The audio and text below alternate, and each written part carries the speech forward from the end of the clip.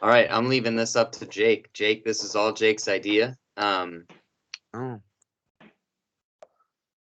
Andrew. what's your whole? Andrew, this is no Andrew. This. No, Hey, listen. I was showing yeah, you. yeah. What I'm lights? hitting it. I'm hitting it old lady style tonight because I'm coaching tomorrow, so I got to go light tonight. Dodgeball? Soccer. I coach a middle school soccer team, so we're pretty legit. Do you actually? Are you being for real? You like I soccer? swear. Yeah, we went to the region championship last year. Lost, but You went there. we went. We went to the show. As much as that could be a show. Michael and I used to play soccer together. Yeah. Yep. I'm neck deep in it. Let's just say that it's pretty. Oh, gosh. From January till the end of April, I'm 5 days a week till about 6 o'clock every night, if not later with games. So, Man, it's because you pretty were legit. baseball, right? Nope, I do basketball, so I roll Yeah. straight from basketball into soccer. There you go. This guy. Did you baseball, Andrew? Or did you just play? Did you play baseball in high school? I played baseball in baseball and basketball. And basketball. Yeah, Figured you'd be. I'm one of them boys. He was what you call a dual athlete. Well, we use athlete lightly around here. Okay? There's not much athleting going on when you're sitting on the bench. So Cool. Yeah. But Fair enough. What's up, guys? I guess this is the the final pin in our hat for of accordance. Should be. We've reached this level. Me and Amber were talking, and she was like, "Does anybody have as many kids as you?" And I was like, "No." We have the most kids out of all of us. I have more kids than all three of y'all combined. Or that's what I was. The same. That's what I was gonna say. Right. Got one, right? You want- Eric one, Michael one. Give you. Yep. Second one coming. Yeah, I was gonna say Michael 1.5. 1.5. So he's baking one right now. Well, Yeah. not him, but unless things have Yep. changed, No, definitely not. So Yeah. You have lots Cool. of kids. I have lots of kids. Lots of kids, little time. So, Jake, is there anything you wanted to? I wrote down some stuff that could maybe guide us. Man, But so literally my story starts with of accordance of Andrew messaging me and saying, "Hey, we need someone to do vocals," and then it switched to bass, and then next getting in a car with a complete stranger and driving 3 hours to Madison. So I've never got the full story. Oh, and that stranger was Michael.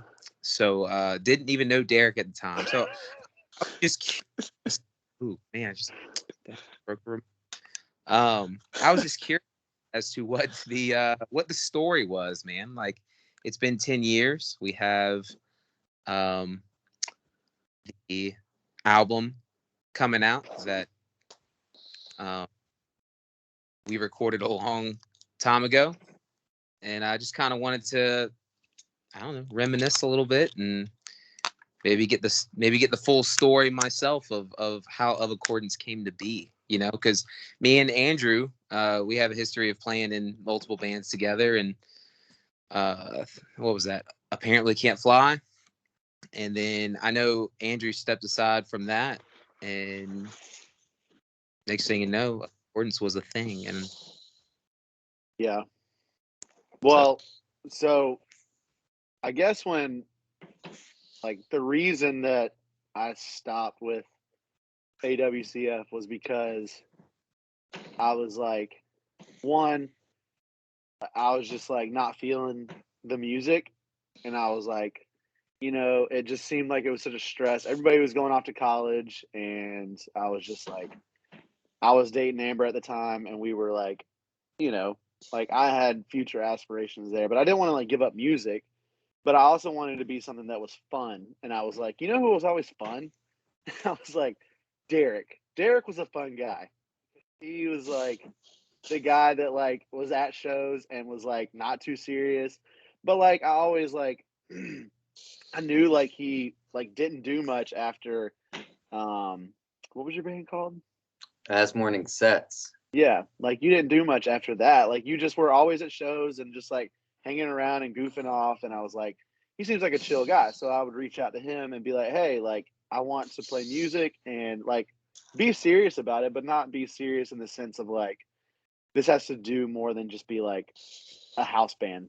You know what I'm saying? Like, you know what I mean? Like just play shows just to have fun. And like, yeah, if we get a following or whatever in the meantime, that'd be cool. But it was more or less just like, let's just write heavy music and yell into a microphone. I mean, that's really what it was. So Yeah, I remember. So my band broke up like that spring of what I guess would have been all of our senior years, except Michael's. yeah, Just 1 year older. But he's just a year. but broke up that spring, and I remember thinking a couple things. I was trying to remember this, Andrew, so maybe we can, I guess, clarify. I remember my band broke up, and I was like, okay, well, I want to write like pop punk exclusively, like, and this would have been like all time low, kind of like real poppy pop punk. Yeah. And I was like, I don't know if I want to write any screaming, or I don't know if I even want to scream anymore. And so then Andrew Yeah. called me that summer, which is, I don't even know how you got my number or anything, but you called me, we're like, hey man, like, let's start a band. And I was like, I don't remember if I was hesitant or not, but I was just, You weren't hesitant. Well, you were hesitant, but you were like, let me think about it. But you saw the long mane and you were like, yeah, of course. So what's funny is you saw that I was fun, and I saw that you were legit at drums. Like I remember the first Apparently We Can't Fly show that you guys played, and I was like, it's still in my brain. You instead of like clicking with like drumsticks to keep time, you would like click the rim of your bass drum for something, and it was like bah bah bah, and then you would like go into breakdowns and your hair's flying everywhere, and I was like, holy crap. So I remember being like, okay, that's cool, but you were like, I'll play drums, and you wanted to sing. yeah, That was like a thing, and I was like, cool. And well, I was just trying to be a poser like everybody else. I was like, I can do both, and I was clearly not cut out. Like well, I've gotten better as the years, but like when I called, I was like, confidence was up here, but talent was like yeah, sure, way down here.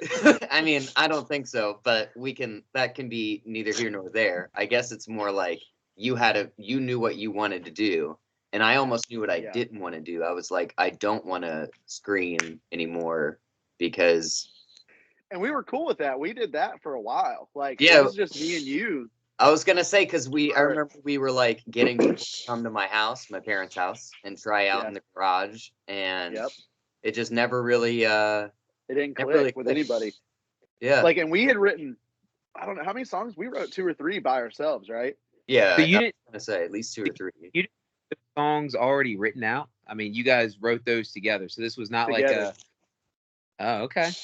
Cool. Yeah, Didn't know that. we went in with nothing, and I think I hung out and I met your golden retriever the first time, Yeah. and then we didn't write much, and then the second time you were like, I have this riff.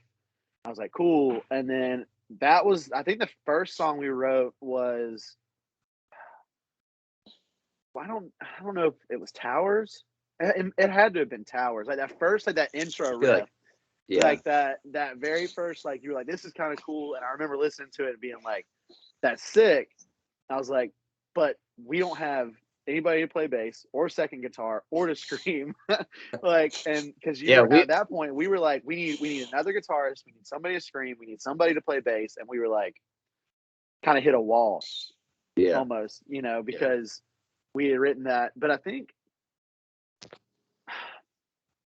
we were so eager to like go and record. Didn't we just end up like going and recording just me and you with Chris Baldwin the first time?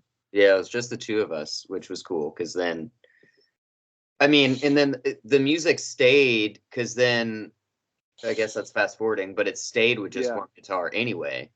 Yeah. So it was like, yeah, I went in and recorded. I mean, I'm sure we doubled the guitars. I don't remember much about that. But yeah, it was just you and I that went in and recorded Towers that first time, which was cool. Yeah, it was fun because it was like, because I think at that point you and I were both like, this is fun and it is a project. I remember showing my younger brother Travis. Well, he was the one that was supposed to play bass, right? Like, yeah, because he played bass in sets, and I think he played a couple shows with us. But yeah, he was never really into heavy music, so I don't blame him. But I remember showing him that first recording and being like, I think this is pretty sick. But it could like show that we were like, hey, we want to just write music and have fun. And we're not even worried about playing it out because it's just the two of us that want to go and record this anyway and put music out. And well, the only reason you screamed on that track was because we didn't have anybody else. And we've debated for a long time of whether or not we wanted to like even put it out. And we were like, but we want to play a show. So we were like, let's at least just like get this one out and just have somebody on it, and then we can replace later. Right? There you go. Am I remembering that wrong? That makes sense. I don't remember. I don't remember. I have long gaps. Of like my pre-married years.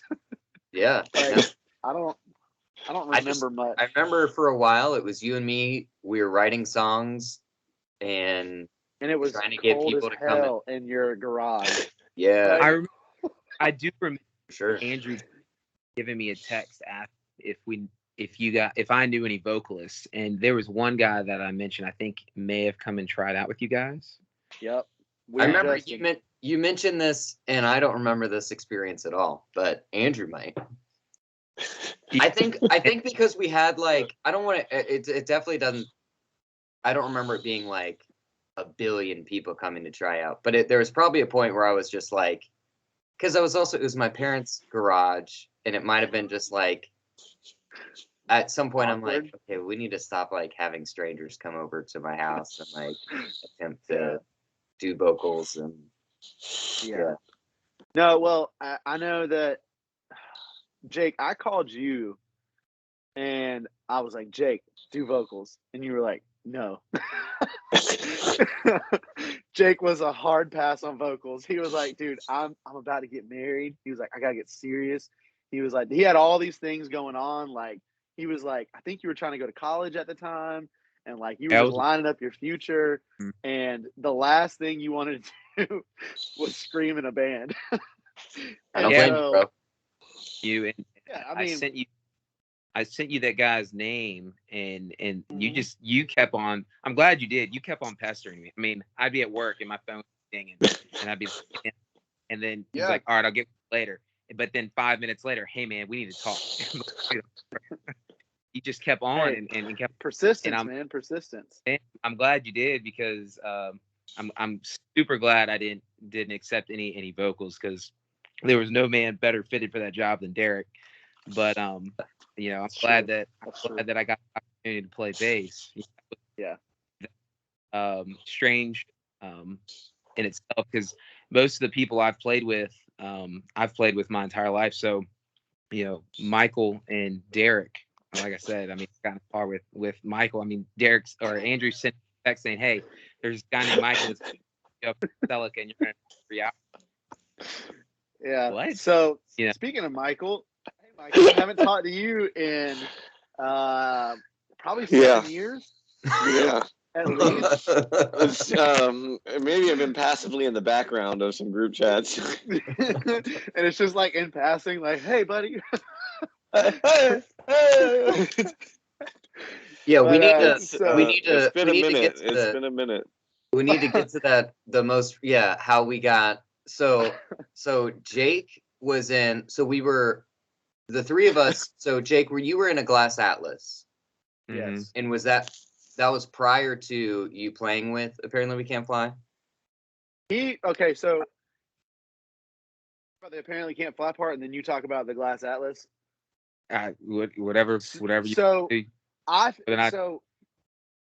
goes back further than a Glass Atlas. Well, I don't know if further is the right word. but it's farther than what you guys know of. So when I first started Apparently Can't Fly with, God, these guys from high school, it was 11th grade, and Jake was the first person that came over and screamed for us. He was the first person that I ever had scream in a band for me. Oh. And we were supposed to play this like battle of the bands. And his mom told him he couldn't. Or no, was that no. That was a different one. He got kicked. It was the church. It was the church, not his mom. The church told us we couldn't scream. So he went on stage and just held a microphone and just stood there and didn't do anything. He could do one song, is what we were told. And then we had to play everything else awkwardly while he stood there with a mic and kind of just was like, "Hey guys, hope you guys like this one." Well, we've done practice. They'd said, "Hey, we need Andrew," or no, it was Alex. It was Alex Van Aken said, "Hey, I know this guy from Thomas Dale named Andrew, and his band they need a screamer." And so we had spent probably 2 hours practicing these songs. They'd let me use. They didn't have any lyrics written. They said, "Hey, if you got lyrics written, bring them." So I brought these lyrics that I had written throughout the years to play with their stuff, and I had done the entire practice screaming, the entire thing. I mean, 2 hours just to get up on stage, and the youth pastor, coming over to me and say, "Hey man, you ain't got no screaming, right?" And I was like, "Man, every song is screaming." We were like all hype, and we were like, "We're gonna win this battle of the bands. This is at church. This is for God." And we were like super hype, and then we were told, you can't He's scream." like, So Jake, "Well, man, you can do one song. You can do one song screaming." I was like, "All right." So I just sat there and kind of watched everyone play, and kind of stood right there in the center. And he'd be up here, but it was a good time, even just kind of like he was just awkward. So that's how far we go back as Apparently Can't Fly. But he has different Glass Atlas stuff for sure. But that's how me and Jake kind of connected, was through a mutual friend. Well, I wouldn't even say a mutual friend. I didn't even know Alex at that time, really. He just knew the guitarist in that band that I was with. That's right. And then he was like, "Hey, I'm going to hook you up with this guy. He knows how to do this. He's in another band." And then you came and did that. And then fast forward probably 2 years later, AWCF was like, we didn't have a bassist. So Jake filled in, but Jake only filled in for like maybe a month. You did like maybe 3 shows. 2 or 3 shows, something like that. Yeah, and it wasn't long. But then after that, me and you didn't lose touch, but we lost we didn't play for a long time together. I don't think the next time we played was when I started writing the Standing with Giants stuff. No, that was prior or post of Accordance. Yeah. I'm sorry. Yeah. I'm sorry. Yeah, I can't remember. So tell us about a Glass Atlas. Oh gosh, man, this isn't about Glass Atlas. But when did it start?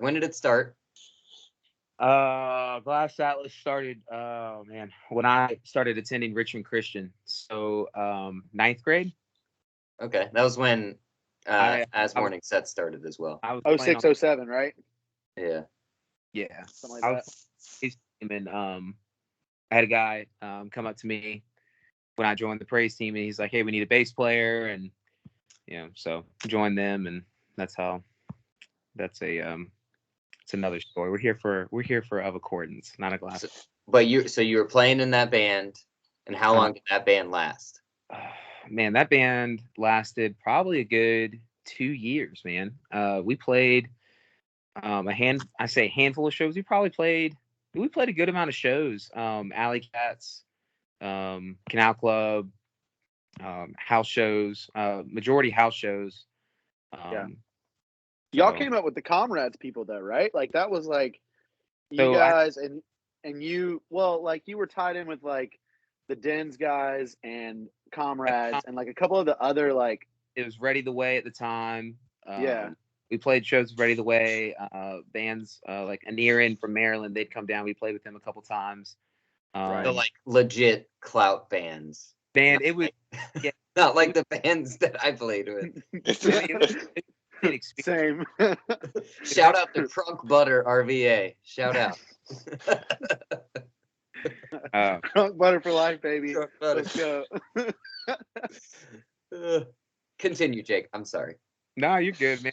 Like I said, it was definitely a lot of a lot of good people that we got to play with, and I think our last show we played with. It's our reunion show. We played with comrades and just a lot of good people that really kept me in the music scene. Got me into the music scene, kept me in the music scene. So it's definitely a cool experience. So what about As Morning Sets, and what about you and Mikey? Like, how did you guys? Wait, Mikey's got an interesting story to the whole realm of stuff. Because you two were friends. I know you two were friends, but again, how did the music playing? How did that transpire? I mean, did you guys all together, or was it just? I'll go. I don't even know. There's 3 sides of this story, right? So with Michael, there's Michael's side, which is, his truth. And then there's what's actually true is what me and Derek know. There you go. Exactly. I'll just say Michael and I grew up on the same street. We went to school together and should have been friends for longer than we were or have been, because we both have like almost identical, like we grew up with like almost identical family structures with like 2 other brothers and like crazy houses and stuff, but we just like, I don't know, didn't really click until high school, and we played soccer together. I guess, I mean, I was in my band, Michael was playing music, but honestly, you played with other guys, but you didn't have like a band, right? No, for the longest time when I got started, it was just me playing like on my own, and then I would randomly just gig with other people in their garages and stuff. So I would just pretty much write all this stuff by myself, and then like never see it go anywhere because I didn't have anybody to actually play with. It's a really sad story. I'm just a loser, No, I'm just that was just your typical guitar player loser. Yeah, no. I had some buddies that I played with, and it was fun, but it was more of like covers and stuff like that rather than making my own music. And then I got into that, but didn't have a whole lot of people around me that were into it as much. And so it was just kind of like me on my own until I met Kevin. Yeah. Go ahead. Set the scene. Set the scene. Yeah. When you met Kevin. Oh, the year was it was year 2000 and oh god, 10. Something like that. Yeah. Right. Actually, I grew up. Well, I actually knew Kevin because my Kevin was friends with my older brother, so that was the same guy that would like dunk me in trash cans at church and try to give me swirlies and stuff because I was like the annoying younger brother, and so that's what I really knew Kevin from. And then I played in my youth band at church for like the youth group, so I stuck around, and he was still helping out at that time. So he was like, "You want to just play some music?" And we just as all things start jamming out. And me and Kevin actually wrote an entire like 2 albums worth of music before we did anything, and it just we never recorded it, so it just got lost to the wasteland, to the ether. But, yeah. So that's what I was doing when you guys were all actually in the same scene. I was just kind of off on my own, well, we were playing in that scene, but you were still involved in listening to the music of that scene. Well, yeah. Where'd Jake go? We lost Jake. Come back, Jake. He ran away. Jake joined. Yeah. Jake, join us. Lose me for a minute. So the news I had was they accepted my offer on a house today. Oh, nice. So yeah. So right now I have my realtor. She didn't get my email when I sent it to her, and they are re-signing everything. And I will go blank for a minute because I got to go into my emails, do some more signing. So I'm still listening to you guys. Oh, you're still listening? Oh, okay. Got it. Well, man, congrats. Yeah. Yeah. I'm sure. Congratulations. so Michael was involved in the music that we were listening to. So it wasn't completely far-fetched when we said, hey, let's go up the street and get my buddy Michael to play bass. Oh man, this is not how it went. Okay, so You stole my bass first. There's a whole different side to this, and I cannot wait to say what I've been holding in for however many years it's been. Oh no! Because there's something that I've wanted to confess for a while, but Derek, I wanted you to go first. Oh, I mean, I'm scared. I don't even. First of all, Derek, you did not ask me to play first. You just stole my equipment first. That does sound right. I'm trying to remember why we. You're like, that guy has music gear. I remember. I'm gonna take that music gear and I'm gonna use it for my band. Well, so this is true, but it was just the bass. So he had a PA system. Oh. Okay, so he had the PA system, but originally the plan was we were like, I know this guy Michael, he'd be super down to play guitar, but we had just recorded and he didn't know we had that show coming up, our first show coming up. So we were like, let's let him play bass the first show, and Chris Baldwin will be our guitarist. Oh yeah. Which is really cool on his part. Like, we should do a little segue for Chris in a second, but go ahead, Andrew. Yes. So Chris Baldwin, who is the guy that recorded, I would say, 3 out of the 5. 3 out of the 5 songs or whatever it was. That, like, he knew the songs because he sat with them and he sat with me and you, Derek, and kind of just like went through them and picked them apart a little bit. So we were like, let's just see if he'd be down, because he was playing in, like, he was recording all the local bands, so he had like his thumb on the heartbeat of everything. So like he kind of knew what was going on, and he kind of knew, like, you know, we were all about like stage presence and like how you look and how you put, like, whatever. So we were like, let's just get him to fill in for this one show. And you were like, Michael's a chill dude. We'll just, after this one show, convert Michael over to guitar and let Chris kind of go back to doing his thing, right? I mean, that's my memory of it. Again, I have gaps. So no, that sounds right. That sounds correct. And we also were like, we'll pay Chris $100 if he comes and plays. I don't remember that, but that's dope as well. I don't think we ever came through on the $100 thing though. Yeah, I just remember him being. I don't remember if we asked him or if he like volunteered, or if we were like, man, if only we had someone to play guitar, and he was like, I'll do it. I don't really know. But no, we definitely were like, look, dude, you know our songs. We'll pay you some money and just come practice. Like, because he was like, and he had all the right to do this. He was like, I'll come for 3 practices, and he was like, you got to pay for my gas, and you got to like cover, like, I think it was like $50, not 100, whatever. You know, broke college kids, it felt like 100 or whatever, like for playing the show. And we were down with it, like, because he was a cool guy, and we were like, you know, he definitely can service it because he knows the songs. But I remember, and he's super talented as well. Like this, so Chris played in a band that got somewhat famous through AP Mag. I don't know, like the Girls Get All the Action.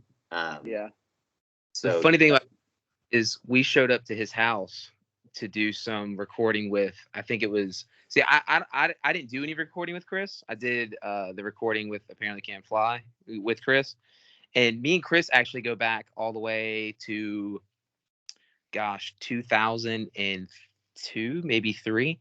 Yeah. Because when we were over there recording, he actually he went to the same church that I did, and the dude would play piano. And you're talking about him being musically talented. I mean, the dude plays everything. He would play drum, he'd play piano, and guitar. The dude is crazy good at anything that he picks up. So, well, and we had all the confidence that he could pull off that first show, because I mean, he was super talented. Sure. Like you said, he played everything, and we were in a pinch. We needed, like, we were scrambling because you didn't want to scream. And we were like, but you got to do it because this is the show. Like, we've been given a show. Let's not like bust on our first one. So, and I've been writing more technical guitar parts than I ever had, and was like, I don't think I can do both. Right. Mm-hmm. So we enlisted him, and, you know, kudos to him as far as like sticking out with us and listening to me go way too fast. I remember during that first show, and this is the last thing I'll say about Chris before I reveal what I thought about Michael the first time. Yeah. Oh no. So I just remember Chris in that first show. I was so amped because I was singing for the first time and playing drums, and this was post his guitar strap breaking. I do remember this first show very Oh vividly. man, I do remember that.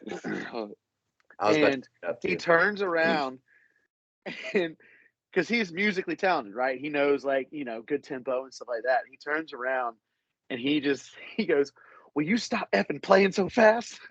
And I was just like, "What do you mean? I'm playing fast." What?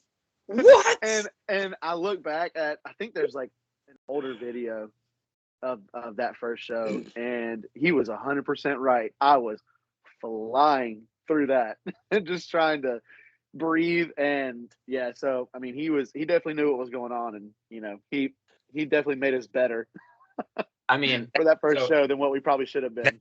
Was great. I mean, I remember you invited me to that show, and Yeah. it was at Alley Cats, and I remember Correct. I remember being there, and I was just like, holy crap! Like it's the sound is real tight. You guys were in sync with each other, and I remember talking to Andrew after the show, and one of the guys from Alley Cats came up, and he's like, man, anytime. I remember, I don't know if you remember this, Andrew, but he came up to you, and when I was standing there, and he's like, anytime you guys want to play a show, he said, you guys are in. And I'll back him up on that. I mean, like I said, you guys were, had your stuff. Well, it's cool that you got to stand on the other side of it before you actually like came into the fold, right? Like, it's cool that you got to experience it like on the stage side Right.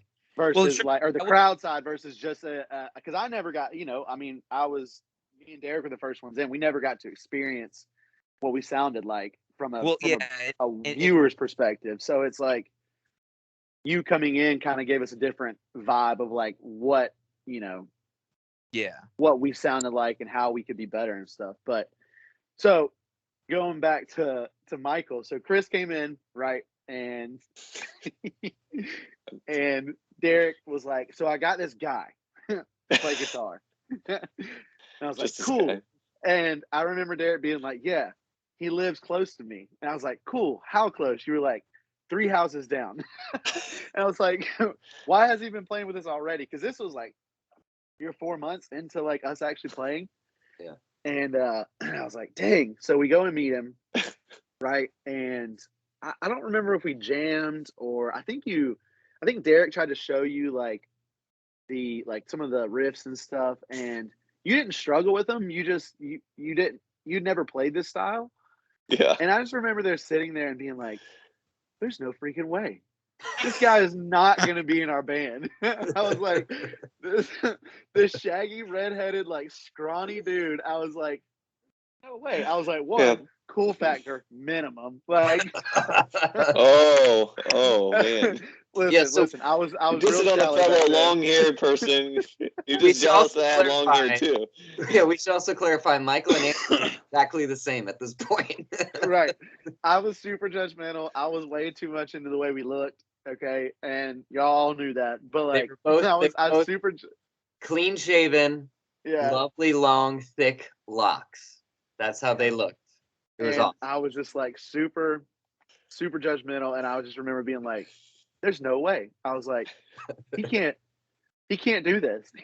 I didn't think that we could like. Not that you weren't a good guitarist. I just didn't think that you would like actually like fit. Does that make sense? Mm-hmm. Like, you know what I mean? Like, I was like, I don't know if he will like physically be able to do what Derek does. Like, not that you were bad. I was just like, I don't know. So I was like, I don't know if I think Derek asked me, he was like, so he was like, yeah. And I was probably like super like, okay. I mean, if you give him the thumbs up, I guess. Yeah. I wasn't team Michael at the time, but that quickly changed after that first show because you caught up real quick, and I think that like as much as this was me and Derek at the beginning, and Jake, you were added in a little bit later, but had it not been for Michael, I don't think we would have been as, if you want to call it, successful. Like, because Michael was just kind of like that. I don't know, the glue. I don't know. He was a gluey guy. I don't know. Yeah, the gluey guy. I like that. Gluey. Yeah. Sticky. You can't get rid of me. Yeah. But you also brought the intangibles like unlimited pizza when we come and stay at your house for shows. It's true. Yeah. Yeah. Yeah. Cherry pies. Yeah. Do you remember all the cherry pies that we ate? Like I do not. That's crazy. dude, every time I every do love time we come pie. over, I do love pie. every pie. time you'd be like, we have cherry pie. So we ate copious amounts of cherry pie. Sleeping on your cold, hardwood floor in the living room while Lord of the Rings is blaring in the background. Yeah, it's Just your the fault for intangibles. sleeping. Should have been awake, bro. Playing Does. was it Demon Souls until ungodly hours of the night. Is that that Whatever really game it scary was. game? Yep. Space. No, Dead Space. It's Dead Space. Dead Dead Space. Ugh. Michael, the reason I've ever seen Kung Pao. Is that what that movie's called? Oh, Oh, Kung Pao yeah. Yes. is And I'll never. one of the greatest movies of all time. Oh, man. So Michael coming into the fold. I just remember. But Michael, what was your like view on like coming into it? Yeah. Don't As hold far- anything back. Oh yeah. Oh no, I actually remember the energy of maybe not fitting in right away. So, Andrew, if you don't know, I'm actually pretty aware of actually other people's demeanor towards me. I'd say it's probably one of my strong suits. He's known your secret all these years. I just know that it was awful because I had never played like post-hardcore music. I had grown up playing in like orchestra, and then started playing guitar. So it was like a very different approach to music. And like I had never played like chuggy, like breakdown, like hardcore, heavy stuff before. And I just remember Derek like looking at me, or maybe I was really feeling Andrew's look. I was looking at Derek because I knew him. But I was like, I suck at this. Because I couldn't get the chugs down. I don't know if Derek the chugs were your bane. It's for sure. It was like all the lead stuff. I was like, okay, I can do all this. And it was just like, all right, now just do this like four. It was like, it's like, no. You got to do it two more times. It's like this. It's this pattern. It's this pattern. And you were just slopping. I know, but everywhere. I know what the pattern is, but my wrist doesn't let me. Derek had to repeat over and over. It's a bad pattern. If it was bridges or if it was da na na na na na na na, and I could not for the life of me. So Derek just wrote some of the wildest stuff. I mean, I've listened back and I'm like, what? I could tell you where that riff came from. The da na na na at the beginning of that's Towers.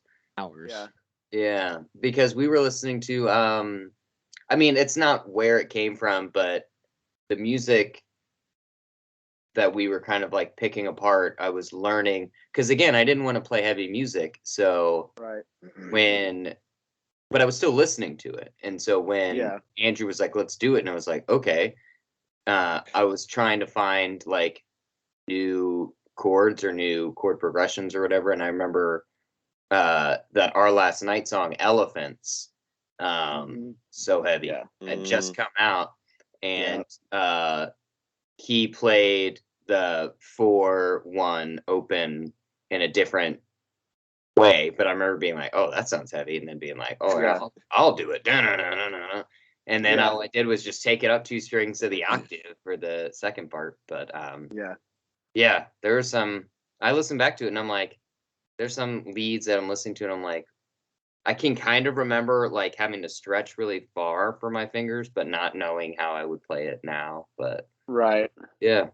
No, I think going back to Michael, you that bass show, it solidified that you weren't going to be a bassist.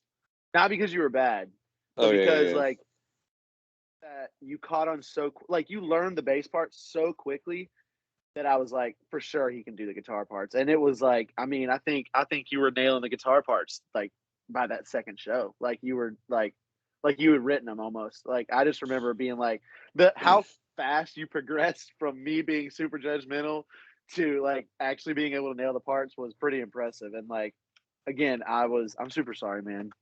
I love you. I'm sorry that I've done Has to this you. been weighing on you all these years? Dude, you know, for 7 years since I haven't talked to you, it's been weighing on me. Yeah, and you know, I had to throw it out there tonight, man.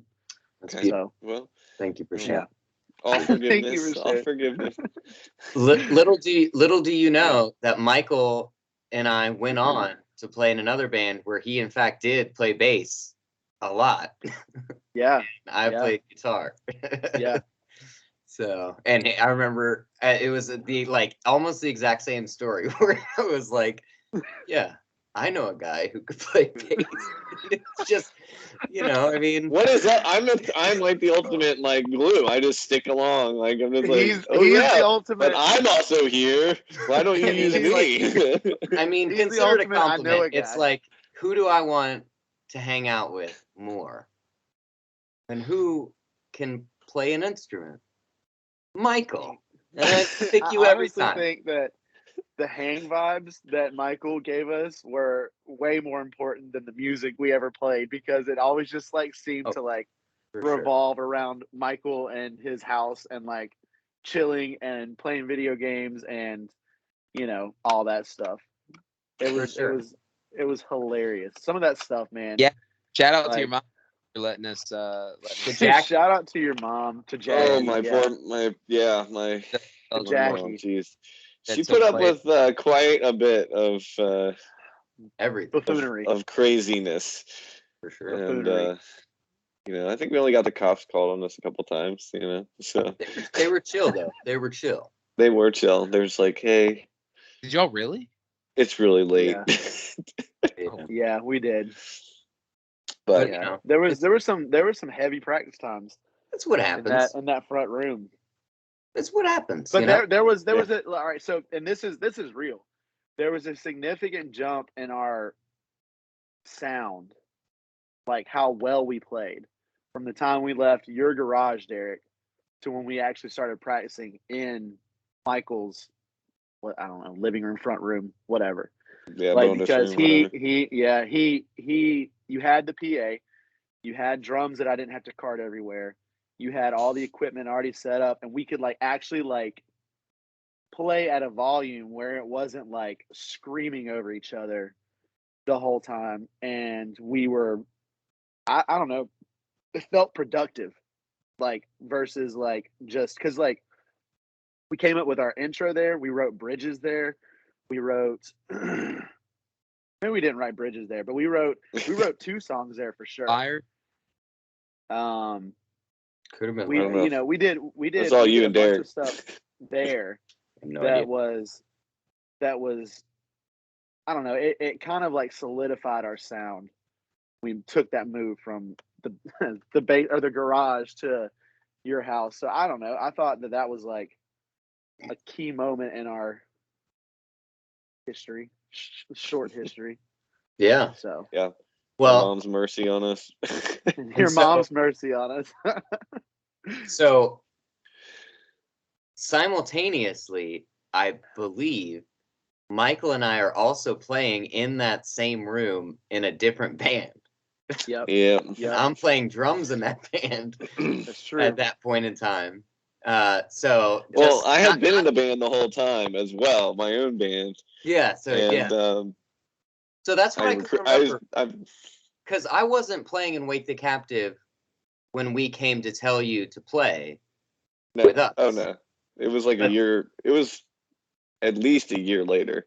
Because then that drummer did whatever he did, and then I was somehow brought into that fold, and then I remember Kevin made me quit, or no, I was going to quit to pursue full time with Accordance, and Kevin made me like break up with the band in this most awkward way possible. He was like, "You have to do it this way in front of everyone." I was like, okay, but like we were big friends, and then I ended up going back and playing in Wake the Captive. Yeah. After that, and playing third guitar, moved to lead guitar or whatever. But like, that's crazy. There are lots of good memories of writing music, all sorts of music in that front room. specifically with you, Michael, me and you. It was good times, man. Yeah. For Y'all sure. wrote a ton. Y'all wrote what, 2 albums worth in that front room? Just about. I mean, me and Michael, probably just the one. Him and Kevin were the ones who wrote. Oh, okay. Yeah. And I we wrote that EP that we wrote. I mean, it was like a super bonus, like full length album that we cut down. And we probably had a whole album before that we like just chucked. Because me and Derek. It was like 13 songs I think you guys had written, and then you cut it down to like record 8 songs, and then you cut down to 4 songs to actually release on the EP. Yeah. I think we went from 5 to 4. Yeah, 5 to 4. Something like it was just like. Yeah, we ended up cutting another one because it just didn't like the way it turned out. Yeah. So lots of good times, for sure. But yeah. So let's talk about let's kind of go through the list of our songs that we have and kind of talk about, just the not, I mean, say progression of the song of our songs or sound or whatever, but just like where we were, what we were writing about, and kind of talk about like that aspect of it, and talk about, I guess, the EP a little bit before we hop off this thing, because we've been doing a lot of reminiscing. Yeah. But well, yes, we should. But before that, I feel like we haven't gotten the story of Jake. Well, yeah, you're right. We kind of put a pause on Jake. Yeah. So we'll bring Jake in. So, but the first show, I also didn't get to say my 2 cents. I was scared out of my mind because I had never been a frontman before. Without I had a never guitar. without a guitar. Well, and just in general, I've never been a frontman before. And so I was terrified. And then, especially without a guitar, because I was like, now what do I do? And I remember like Chris wrote us that intro, that digital intro that built up and the bass out. And I remember being like, okay, I guess here we go. And then I just tried to go as hard as possible. And I think it resonated. Apparently with Jake, it did resonate. He's the only one who was in the crowd that night. Okay. That's here. Yes. You guys, yes. I mean, So you might think there were a lot of people. Sorry, Jake. Are you talking? Yeah, Jake. You cut out. Go ahead, Jake. Sorry. There were quite a bit. There were a lot of people there. You probably don't remember it. Got a things running through your mind, but there were a lot of people there that night. If I remember correctly, I think some of the people, I think it was what were they called? Oh, the Irony at the time. I think some of the people, the Irony were there. I know it. I got the face. It's been too long, 10 years. But yeah, there were a lot of people there that night. So, and I know, like I said, that bouncer came up to you guys, or at least came up to Andrew, and resonated with a lot of people. So yeah. Well, I remember about Jake. Sorry. Yeah, I just remember being super nervous. I feel like my throat was dry, and I was like, "Oh boy!" But let's just do it. I remember that first song that we opened with, and being like, if I inhale this much hair, I don't know if I'll make it to the set. Like while I was drumming, because that might have been. I mean, it was brutal. Let's just do it, bro. Let's just rock, We went hard, but so that first show, so we did the first show, and I had been in contact with Jake. We already kind of talked about that, like how I'd always me and Jake have always just bounced music off each other, like, hey, join my band, hey, do this, whatever. So we played that first show, and we knew that the goal was to get Michael to guitar. And I think at that show, Jake was like, yo, let me play bass for y'all. Jake, you were the one that was like, hey, because I had asked you to be vocalist and blah, blah, blah. And you saw that Derek fit that role really well. And then I kind of talked to you about playing guitar, and you were like, nah.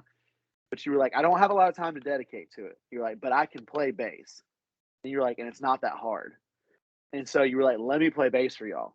And then that's kind of when you came into the fold and kind of got things kick-started there.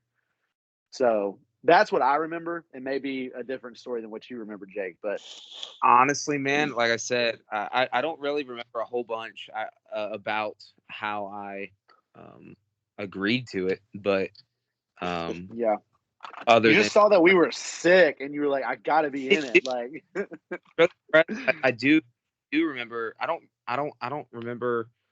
Like I said, how all it happened, but sorry. Of course, as soon as it's my turn to talk, she starts sending me these emails. But yeah, getting in that car with Michael, man, was one of the great things. Didn't know Michael. The dude yeah, just that was a an bonding awesome dude. weekend for the three without Derek. Yeah, I was not there for whatever reason. Yeah. I don't I even had think no- that. I didn't know you guys at all.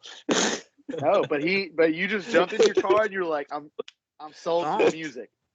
We were I'm gonna supposed drive 2 hours away with this random guy. Honestly, I to don't write even think music. we practiced. No, we didn't even write anything because the goal was to have them come up and write songs with them, right? Because Derek, Mhm. you were like, I'm not playing guitar. It needs to be Michael writing some of this stuff. And you're like, and I'll just come in and give like, just like lead as far as like opinion on this stuff, right? And you're like, Michael needs to be writing. So Michael and Jake came up together, like it wasn't long after the band formed. Like it was real early for us to be hanging out like for multiple days. And they came up, and I don't think we even picked up an instrument all weekend. Barely. Goofed around the whole time. We Loved watched it. stupid movies. I think you were kind of bummed, Derek, when I called you, and you're like, "So how was the weekend?" And I was like, "It was great. We didn't write any music." We weren't productive at all. I think we went and ate Mexican like 3 times because there was like a Mexican place like 2 minutes from the house, Yep. and it was like we went there and then we played Call of Duty or whatever it was, and then and and Jake has a really funny story, but I know I don't want to share it. Michael, Jake has a funny story that I don't think I think there's only one person that can share that story. Nah, I'm not. I don't know what you're talking about. I did that, and I was like, I got the reaction that I was not expecting, and I was like, okay, so this is probably not the place crowd. to do. I thought it was, but y'all were just kind of like, He was testing the waters. what? So, like I was y'all just, huh? Does everybody know the story? I vaguely remember the feelings of it. I think I blocked the actual memory. The feelings are deep down. I remember Michael telling me about it. The memory's gone. Scrubbed it from the hard drive. It was good for self-preservation. Yeah. Well, let's just say that Michael and Jake got real close that weekend. Probably too close for Michael's comfort. But I just will never remember seeing the image of what went down. It made a friends for life. I'll tell you that. Yeah, it did. I don't like the ambiguity of this. So that's like I mean, that kind of sums up where we all were and how we all kind of like came to the point of of accordance. And I think that Jake was a little bit Jake was that final piece that kind of like made it what it was, as far as like Michael, me and Derek, it was our brainchild, right? And then bringing Michael in, it was kind of like we needed him to like kind of make things like cohesive and to like push it forward. And then Jake was like the guy to make it a foundational thing, right? Like Jake had always been my friend and played music with him, and I was like, I don't really want anybody else, but maybe I didn't know it then, but like looking back, I wouldn't have wanted anybody else playing bass but Jake. Right. For us. Like it wouldn't have been, I'm not saying whoever couldn't have done a good job, but Jake just kind of brought that energy, that live, like that I don't know. He just brought it every time we played and then practiced, and it was just he was a foundational piece of like what it was. Yeah, and So and we also started incorporating Jake with vocals as well, which was a cool thing to do, which was fun, because Jake's on a recording, isn't he? Yeah, he's on the Liars recording. Mhm. Yep. Going Liars.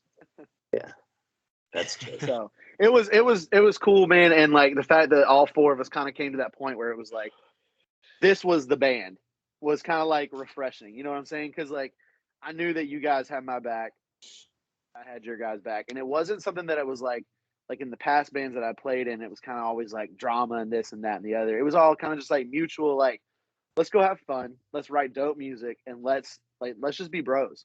Let's go play house shows. Let's go play. You know what I'm saying? Like it wasn't forced. It never felt like we were like trying to be something. It was just like let's just be us and be cool with it. Well, every single show that we played, I mean, we've all played music, for a really long time, different groups. But I'll say that with playing with Of Accordance, every single show that that we've played together, I've never walked away saying that wasn't fun, or it.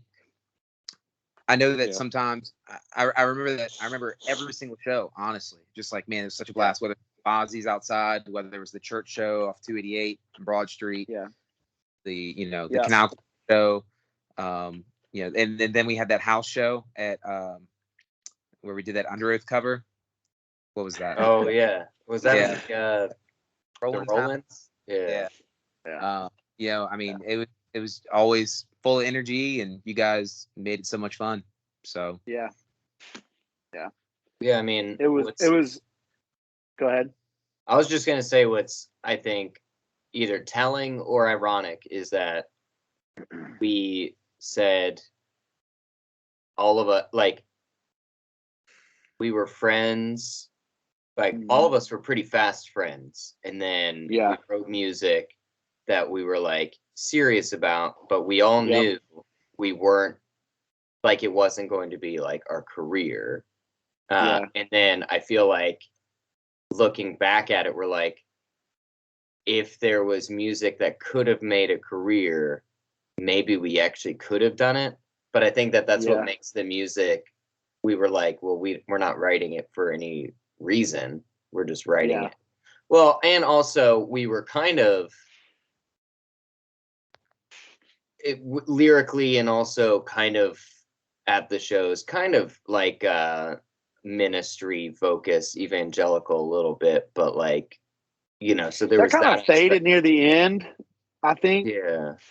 It wasn't like a like a thing that we were trying to like we always, me and you talked a lot, Derek, and I think once we brought Michael into the fold too, like we were like, we want it to be, like our faith to come through in the songs, but we weren't like, we're not going to stand on stage and preach, like kind of thing. We kind of, I think that first, you always push it off on me.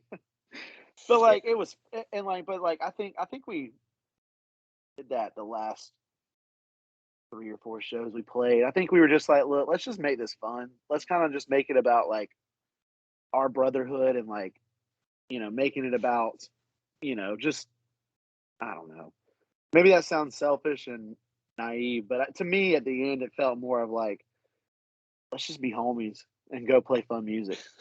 Yeah, I mean, I think that's what it always was. I think that maybe we felt like we were pressured, especially because we were playing some shows where they were like, and you also have to like say this at this point of the show. And I was like, I don't like know what that means, and I'm not gonna do that. Like not that I don't believe in what I'm saying, but like I don't feel comfortable being put on a pulpit and then go and scream at people. Like that's not a very odd place to be put in.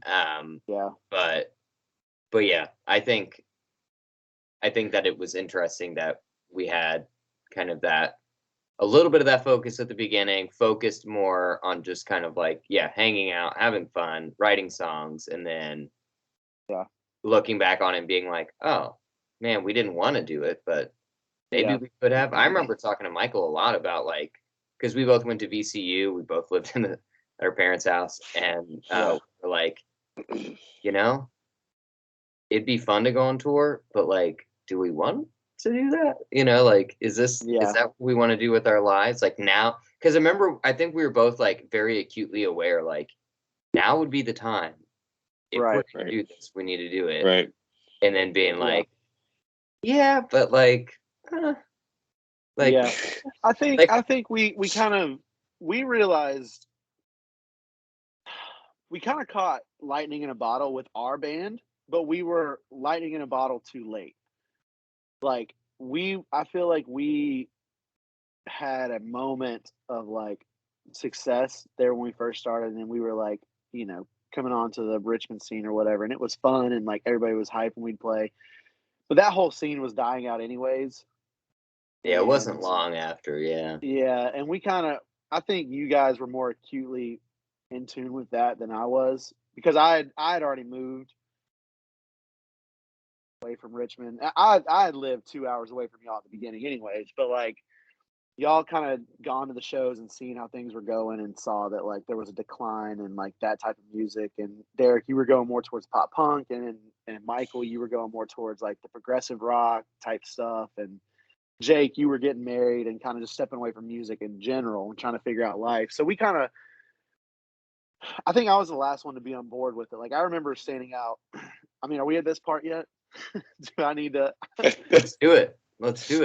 All right. So I remember standing out at that. I think it was a church show, or maybe it was a basement show. I don't know. But we were just standing there talking, and Derek, you kind of brought it up somberly. You were like, yeah, so you were like, me and Michael have been talking, and you were like, college is really important right now. We can't really dedicate this much time. You're like, I think the next show is going to be our last one. And I was like, what? And I remember I was wondering how we ended this band. Yeah. I remember specifically standing there, and I was like, what the hell? Like, okay, so you guys, like, we just played this sick show, right? And we like, and it was fun, and I remember that show being like really good. This is like for real, because I remember that feeling of like, okay, we just played this really awesome show. Like everybody's in a good mood. We were going to like Waffle House or dinner or whatever, and we were about to head out and get food, and then you drop the bomb, Derek, and you're like, yeah, I think we're gonna be done. And I remember being like so upset that I was like, I don't even want to go get food. Like I'm out. Like, and I pieced out like after that. Because I didn't want to come to. Would this have been the Roland's house basement show? I feel like that was. I think I remember going. Roland's house show, or it may have been that basement show at like Bermuda Baptist. Like one of those that we had done or something like that. Like one of those, it was like it wasn't at Canal Club or any place like that. It was at one of like the, one-off type things that we did. So I just remember being like kind of blown away by it. And I was naive to like y'all's situation, because I was still like, like, let's go, like rock and roll to the day I die. And yeah, it took me a while to catch on to like seeing why you guys want to do that. But at the end of the day, like it made sense, because I was moving off to college, like for real, and I was engaged. Derek, you were traveling a lot to go see Jamie, I believe, and you were full-time at VCU. Yeah. Michael, you were about to go into, is it PA school? Were you going to PA school?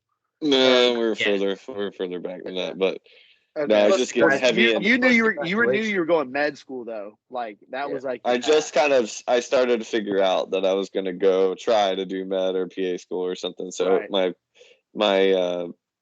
I started volunteering like EMS, and then I was working, and then I also had school full time.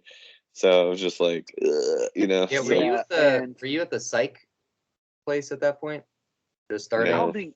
No, not yet. No. Yeah, and then I think I just worked at a restaurant still. Oh, that's. And Jake was very much like, at the time like busy with finding a job, because Jake, you went right into the workforce, right? Like you went. Yeah. Straight from high school to working for Martin's at the time, and I was looking for a full-time job, and trying to figure out the whole. I forgot you worked at Martin's, bro. That's right. Yeah. I did too. I was working down. I did too. All three of us did. That's right. Yeah. And here I was just working night shift at Cracker Barrel. Come on, Cracker Barrel. I think Yeah, we Forgot about aren't that. boys. Yeah, so Jake, you went because then you went to did you go to Thomas Nelson after that? No, or not No. Thomas Nelson. You were Straight gonna up to but what is it? Plumbing. Yeah. Oh, why am I thinking that you were gonna go to like Thomas Nelson or J Sarge or something? I don't know. No, Didn't you go to John Tyler for like a year? I did. Yeah, I did do a semester, but that was that was must be before, what I was thinking. that was before Martin's. Okay. I think that's what I did But J no, Sarge so for a semester. Like for you guys, it was a lot more like y'all were very cut and dry with it, and I struggled with it, man. Like I honestly did. Like it took me a while, even after the band was like. I think it took me up until that final reunion show for me to like be like it's actually done. Because like I think I would text stuff like to y'all individually or like whatever throughout that whole time, be like, "Yo, let's play a show. There's this show. Let's do this one." And y'all were all very firm and like, "No, we need to adult." And I was like, crazy, man. I Like, wasn't there.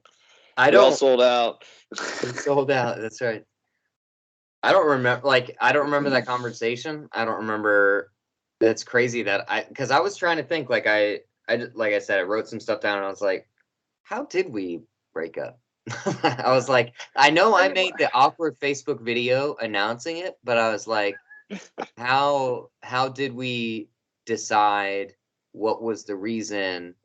And then, yeah, I mean, I remember our last show and I remember it being a lot of fun. We were definitely the absolute heaviest on the bill. It was Go Radio headlining and a bunch of other like pop acts. And I was like, oh man, Carter and Go Radio. oh my and gosh. I Did I not go over the tower lights on that one? No, that was another one. But No, that was the one before. Canal. That was Alley Cats before Kingdom. Before that. Because I went to go throw my bass up, and Derek came back with an elbow. So instead of throwing my bass over my head, I basically kissed the bass, and I had to leave. I was bleeding down my shirt, and I had to get more on my lip. That was at Go Radio? Yeah, it was that show. Dude, I have a picture of it on my phone to this day. Dang, there's a lot of stuff I do not.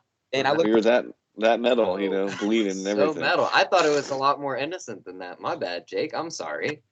Dude, you didn't realize he got stitches? No. His lip busted. And I remember us trying to be like, at that show, I remember us trying to be like, oh man, it's so sad. It's our last show. And we were like broing out. And Jake was like, I gotta go to the hospital.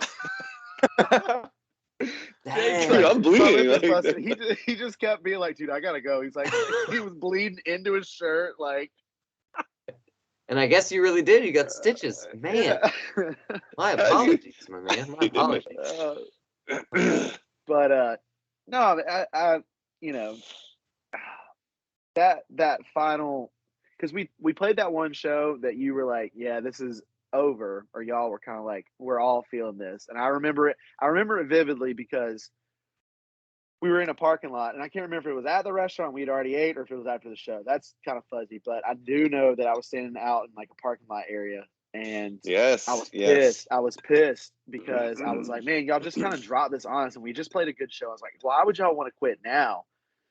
Like, and not like try to keep going with it. I was like, because I think that was Canal Club. We had talked about that summer, like actually doing like a tour, like actually going and playing and like trying to hit it hard. And y'all had just become so like swamped in like actual life.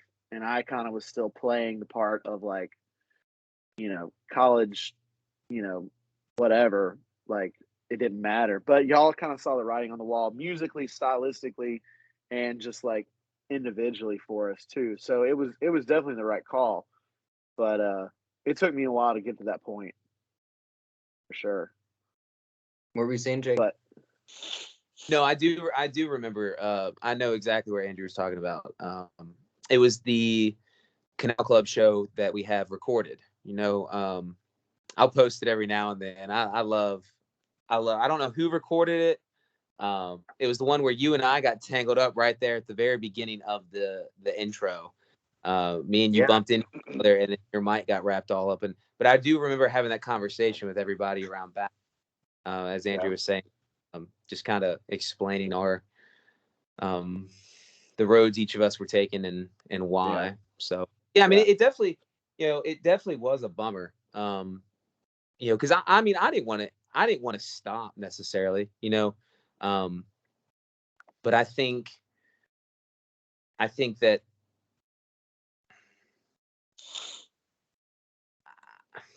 I wish we could have kept going, but I really don't see any other way around it. But I do know that reunion show that we had played, the reunion show. Did we even make it through one song at that? Without Derek blowing his voice? No, we didn't. Derek hit that first line and shit hit the fan. I said, like, and that was kind of there, like when that happened. Yeah, like the whole idea of doing it was great, but then I was just kind of like, yeah, this is. I think because I didn't play music for a long time after that, and I was just like, it was, calling it quits was a good idea, and we probably should. Kind of going back to Derek, Derek was like, you were like us four when we made the band. It felt like to do anything musically, and this is kind of where I was when we broke up. It was like, man, if we're going to be successful, I wanted to be with these four people because I think these four people are the most talented people I've met. And because we were so like-minded, I didn't want to accept the fact that like that chapter was coming to an end and being like, we're done. Like, I'm not going to hang out with because I was living, 2.5 hours away from all of you guys.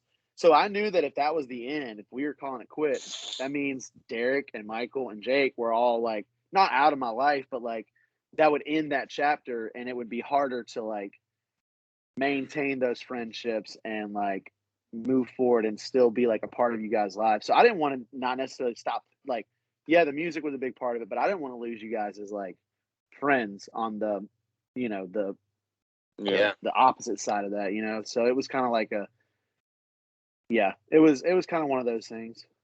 Yeah, it was tough.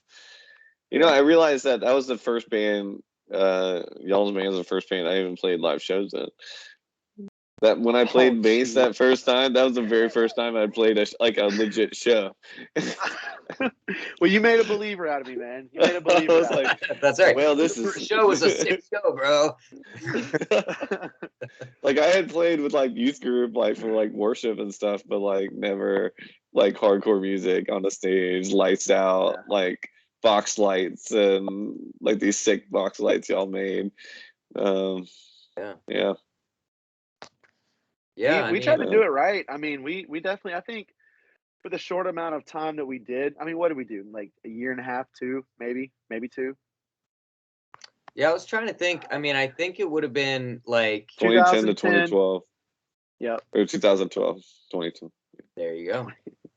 Yeah, because it ended right before I got married, and right as Jake, I think you were talking about getting married or whatever, and during that time. So that was like a big reason for you that you were done with the band.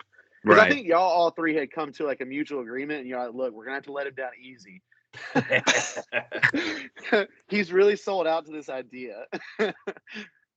Yeah, I don't know. I don't know what I mean, it all makes sense. I don't remember the conversation. I don't remember any of it, which is crazy. But yeah, I mean, I was definitely, because if it would have been 2012, it would have been middle. Oh my goodness! What is this? What is the meaning of this? Who made that? Who said we just got spammed? This is pop-ups. Why do we have pop-ups on Skype? Jake's being an old dad. He's doing like random like meme pictures. I save all that. Man, I didn't mean to cut anybody off. No, it's fine. I just remember being You just accidentally put the pictures. Ruined the whole thing. Damn. Yeah, we were just in the middle of college and yeah, going through all the growing up stuff. So yeah, and it just. But then, yeah, go ahead. Oh, I don't know. I mean, all of the things that you say I said still make sense to me. Like, because I think Well, yeah. yeah, because it's like, it's interesting that I guess it's interesting to me that I was so level-headed 10 years ago, like to say, hey, this is taking up a little too much of my focus. Yeah. And um, And a cat. hey, what up, cat? So yeah, Get out of here, cat. it's interesting. But yeah, I mean, then like a ton of crazy stuff happened as soon as like the band ended. Like at least in my life, like then you and Jake both got married. Right. Pretty Which shortly. you and Michael were both a part of. We were part of that. Yeah, I got to play acoustic guitar at Jake's wedding because Jake. Did you? You didn't hurt your finger at that point, or did you hurt your finger at that point? I think I did. Yeah. Yeah, and that's like why you had asked me to play. So I played like at your wedding, and yeah, and then we graduated. And then Michael and I went on to do our other band, and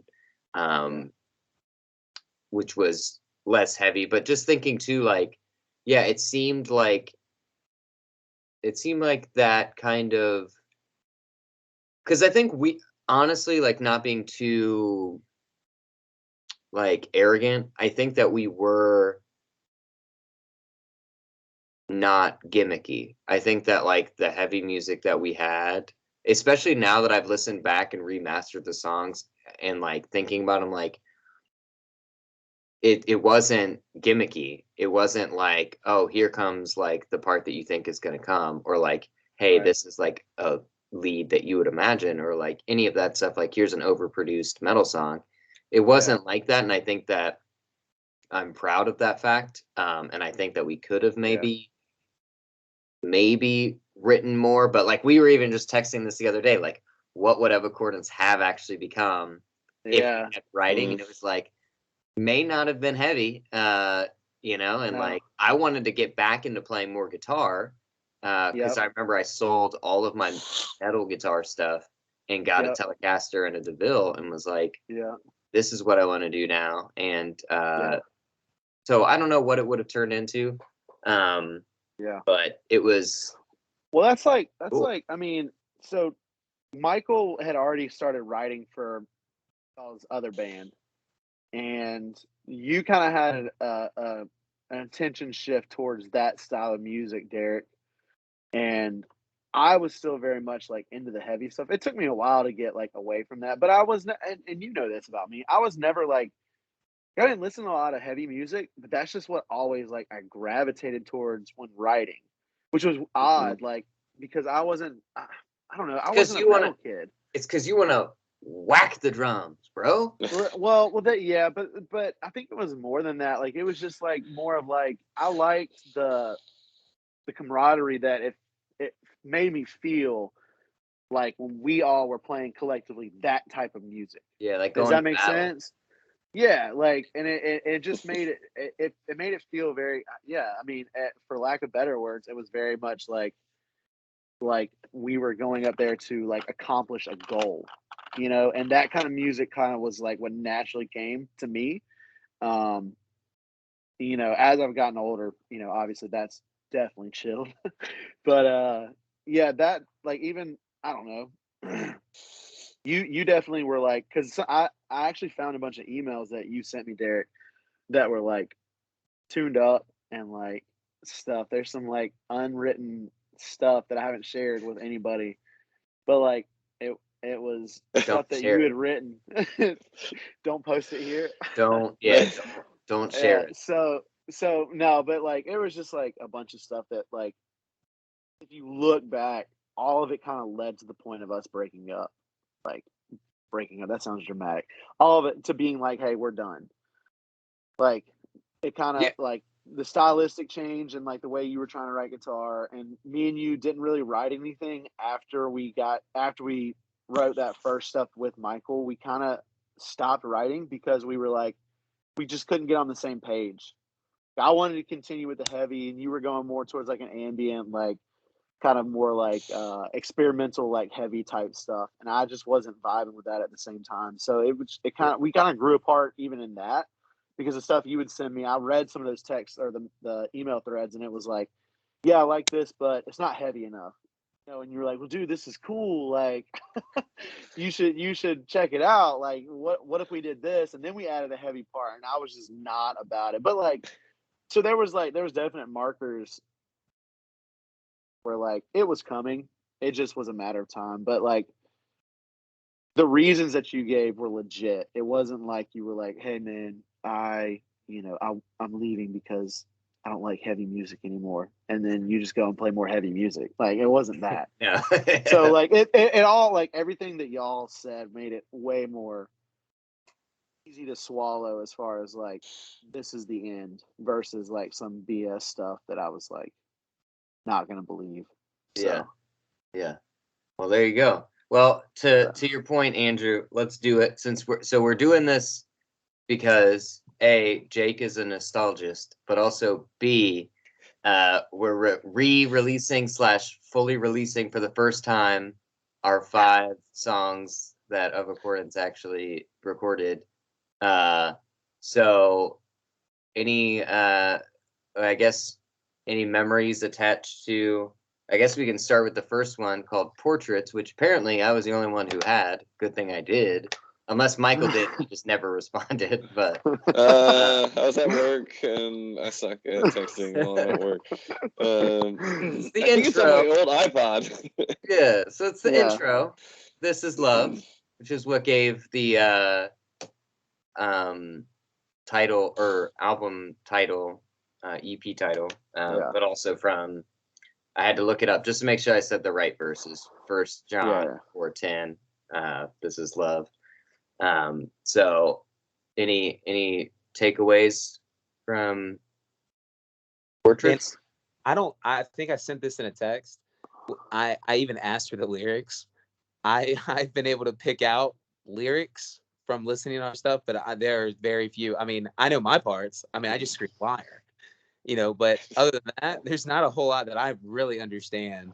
And that's, man, I've listened to our stuff for a long time, and I still can't pick it out. So, Well, bring that up and ask about the lyrics. I mean, not to backpedal a whole bunch, but you're talking about faith and not really wanting to stand on stage and preach. But when you were writing these lyrics, when you guys were writing lyrics, were they coming at all from a faith-based, aside from This Is Love? I mean, you quoted what, 1 John?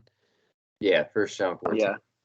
Yeah. So were they all based around an Derek, idea? I think the first 2 songs that me and you wrote were Towers and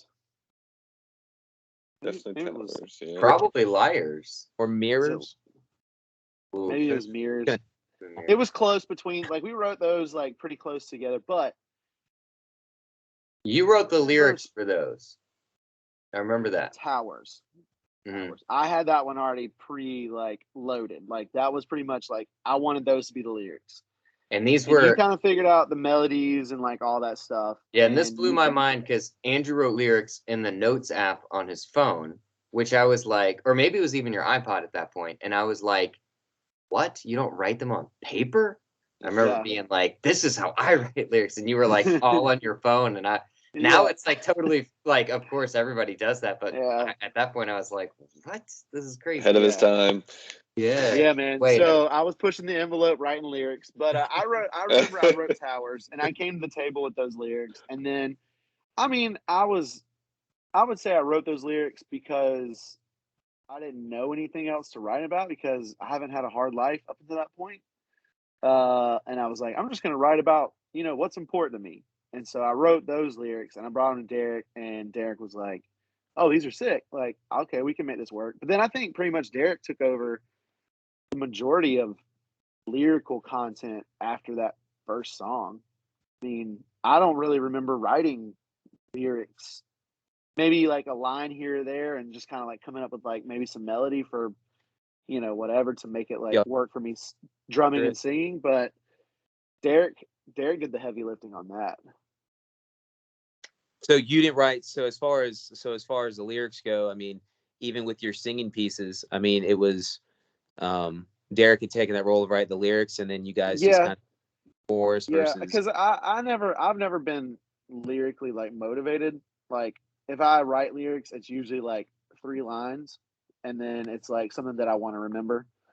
If something will come, like even now, I'll jot something down on my notes, and I'll just be like, this is something that like may mean something in the future, right? So like, but like actually writing a song, I've only done that like 2 or 3 times, other than when I wrote that whatever for the EP that I released or for New waves. yeah, new waves. For other corners, but no, I just I didn't really care because I trusted Derek as far as like a lyricist, and as like I was like, man, he's a damn good vocalist. Like I want him to have be comfortable with whatever he's singing or doing, and then I'll just fill in the gaps. Because I remember specifically having a conversation about the singing stuff because Derek wanted to sing too. We had kind of like not a fight. We never fought as a band, which let's put that out there. All 4 of us, I don't think we ever had like a knockdown, drag out like fight. We always just kind of were like, let's just go with it, kind of Yeah, deal. Sure. But I think me and you, the closest thing we had to a fight was maybe talking about like singing, and I think that's kind of when we went over like the whole lyric stuff where I was like, look, you just write the lyrics, and I was like, and I'll just sing the parts and the choruses and wherever you tell me to sing, and I'll kind of do what I need to make it work for that. But There you go. Yeah, I mean, I think I definitely remember writing like all of the later songs, especially the ones that unfortunately we didn't record at all because there were some heavy songs that we had in there. I found a document titled Of Accordance Lyrics, and I was going back through them. And for anybody who listens to the EP through any of the streaming services, all the lyrics I've put them in, so that's for you, Jake. But I definitely came from a faith standpoint on all of mine, especially that first song, Portraits. Like listening back, like I'm incredibly proud of like, Michael. Fell asleep. No, I gotta get my charger. Okay.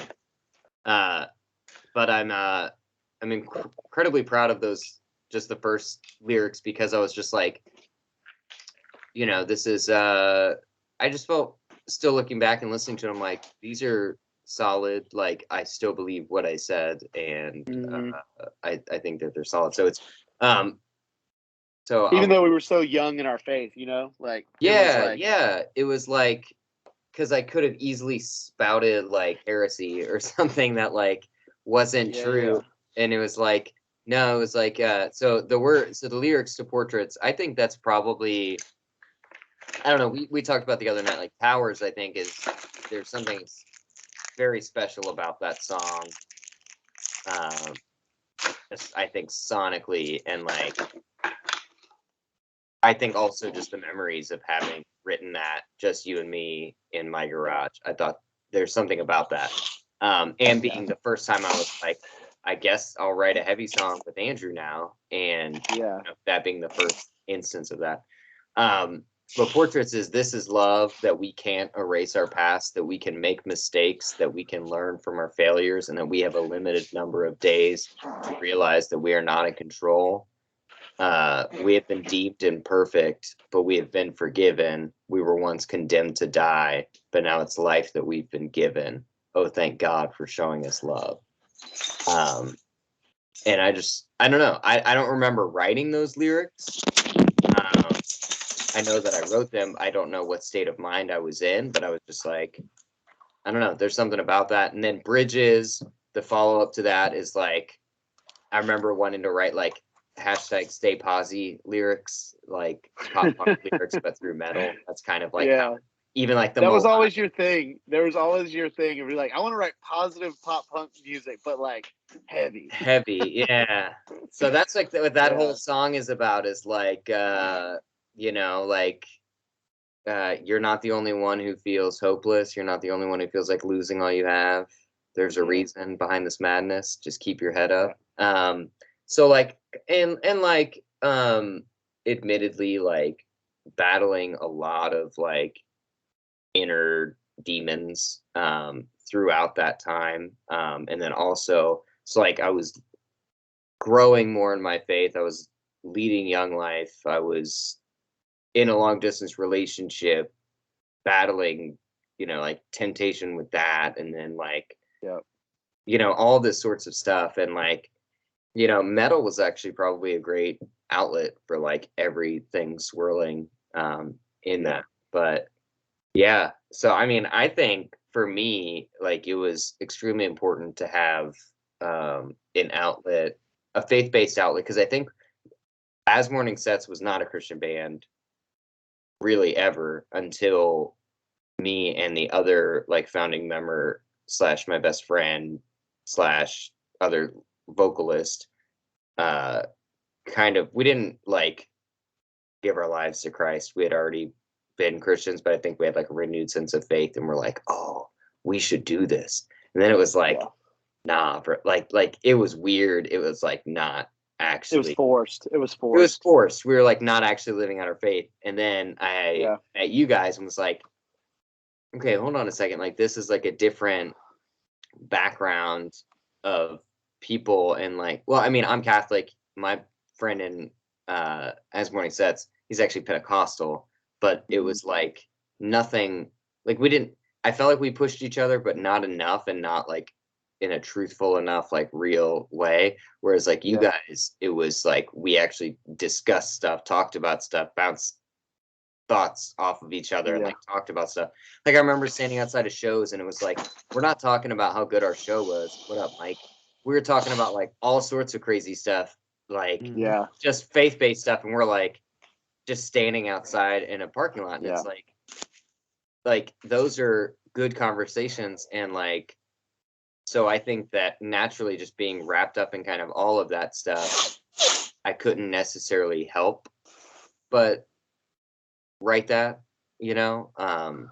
But then it also came from a very self-deprecating point of view at the times, where just like, I don't know, like stop being such a failure, and you know, do better, was like, Yeah.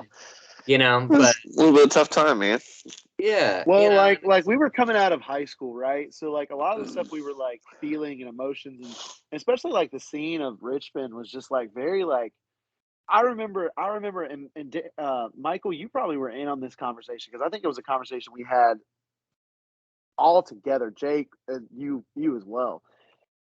We were like, man, everybody's so sad, and we were like, just everybody, like, because I think we went to a show, or Jake, you might have went to a show, and it was like all the bands were just like pissed off and angry, and just like it was just like I vaguely remember, and it may have just been me and you, Derek, where you were like, I don't want to portray that to anybody, that like life has to be this, like mm, it doesn't have to be this, you know, just survive life type mentality. Like let's just survive, let's just get through, yeah, right? And then like we'll just scream into a mic at the end of the day to like have an outlet. You're like, I don't want that to be our music. I want it to be like something that's meaningful and positive, and like maybe it won't change anybody's lives, but it'll be cathartic for us, and then it'll also have at least some meaning to it versus like what they're actually being like introduced to through some of these other local and non-locals.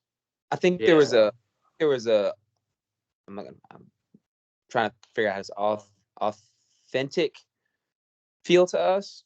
Whereas a lot of the Richmond scene at the time was, you know, you got to be the heaviest, you got to be the most brutal, you got to have the, you know, a lot of them were doing what they saw, you know, a lot of who they looked up to. Now we had our bands that we looked up to, and we picked from, and we were like, oh, this sounds cool, or, you know, but at the same time, you know, we did what we wanted. I mean, there wasn't. Well, yeah, we had our chugs, but I mean, the technicality pieces that Derek was writing when it came to the music, it was not what everyone else was doing. And then again with the lyrics, from what I'm hearing now, it really seemed it wasn't fake. I mean, you're talking about writing from your own perspective, but it wasn't all, as like Andrew said, like doom and gloom, sad, angry. Yeah.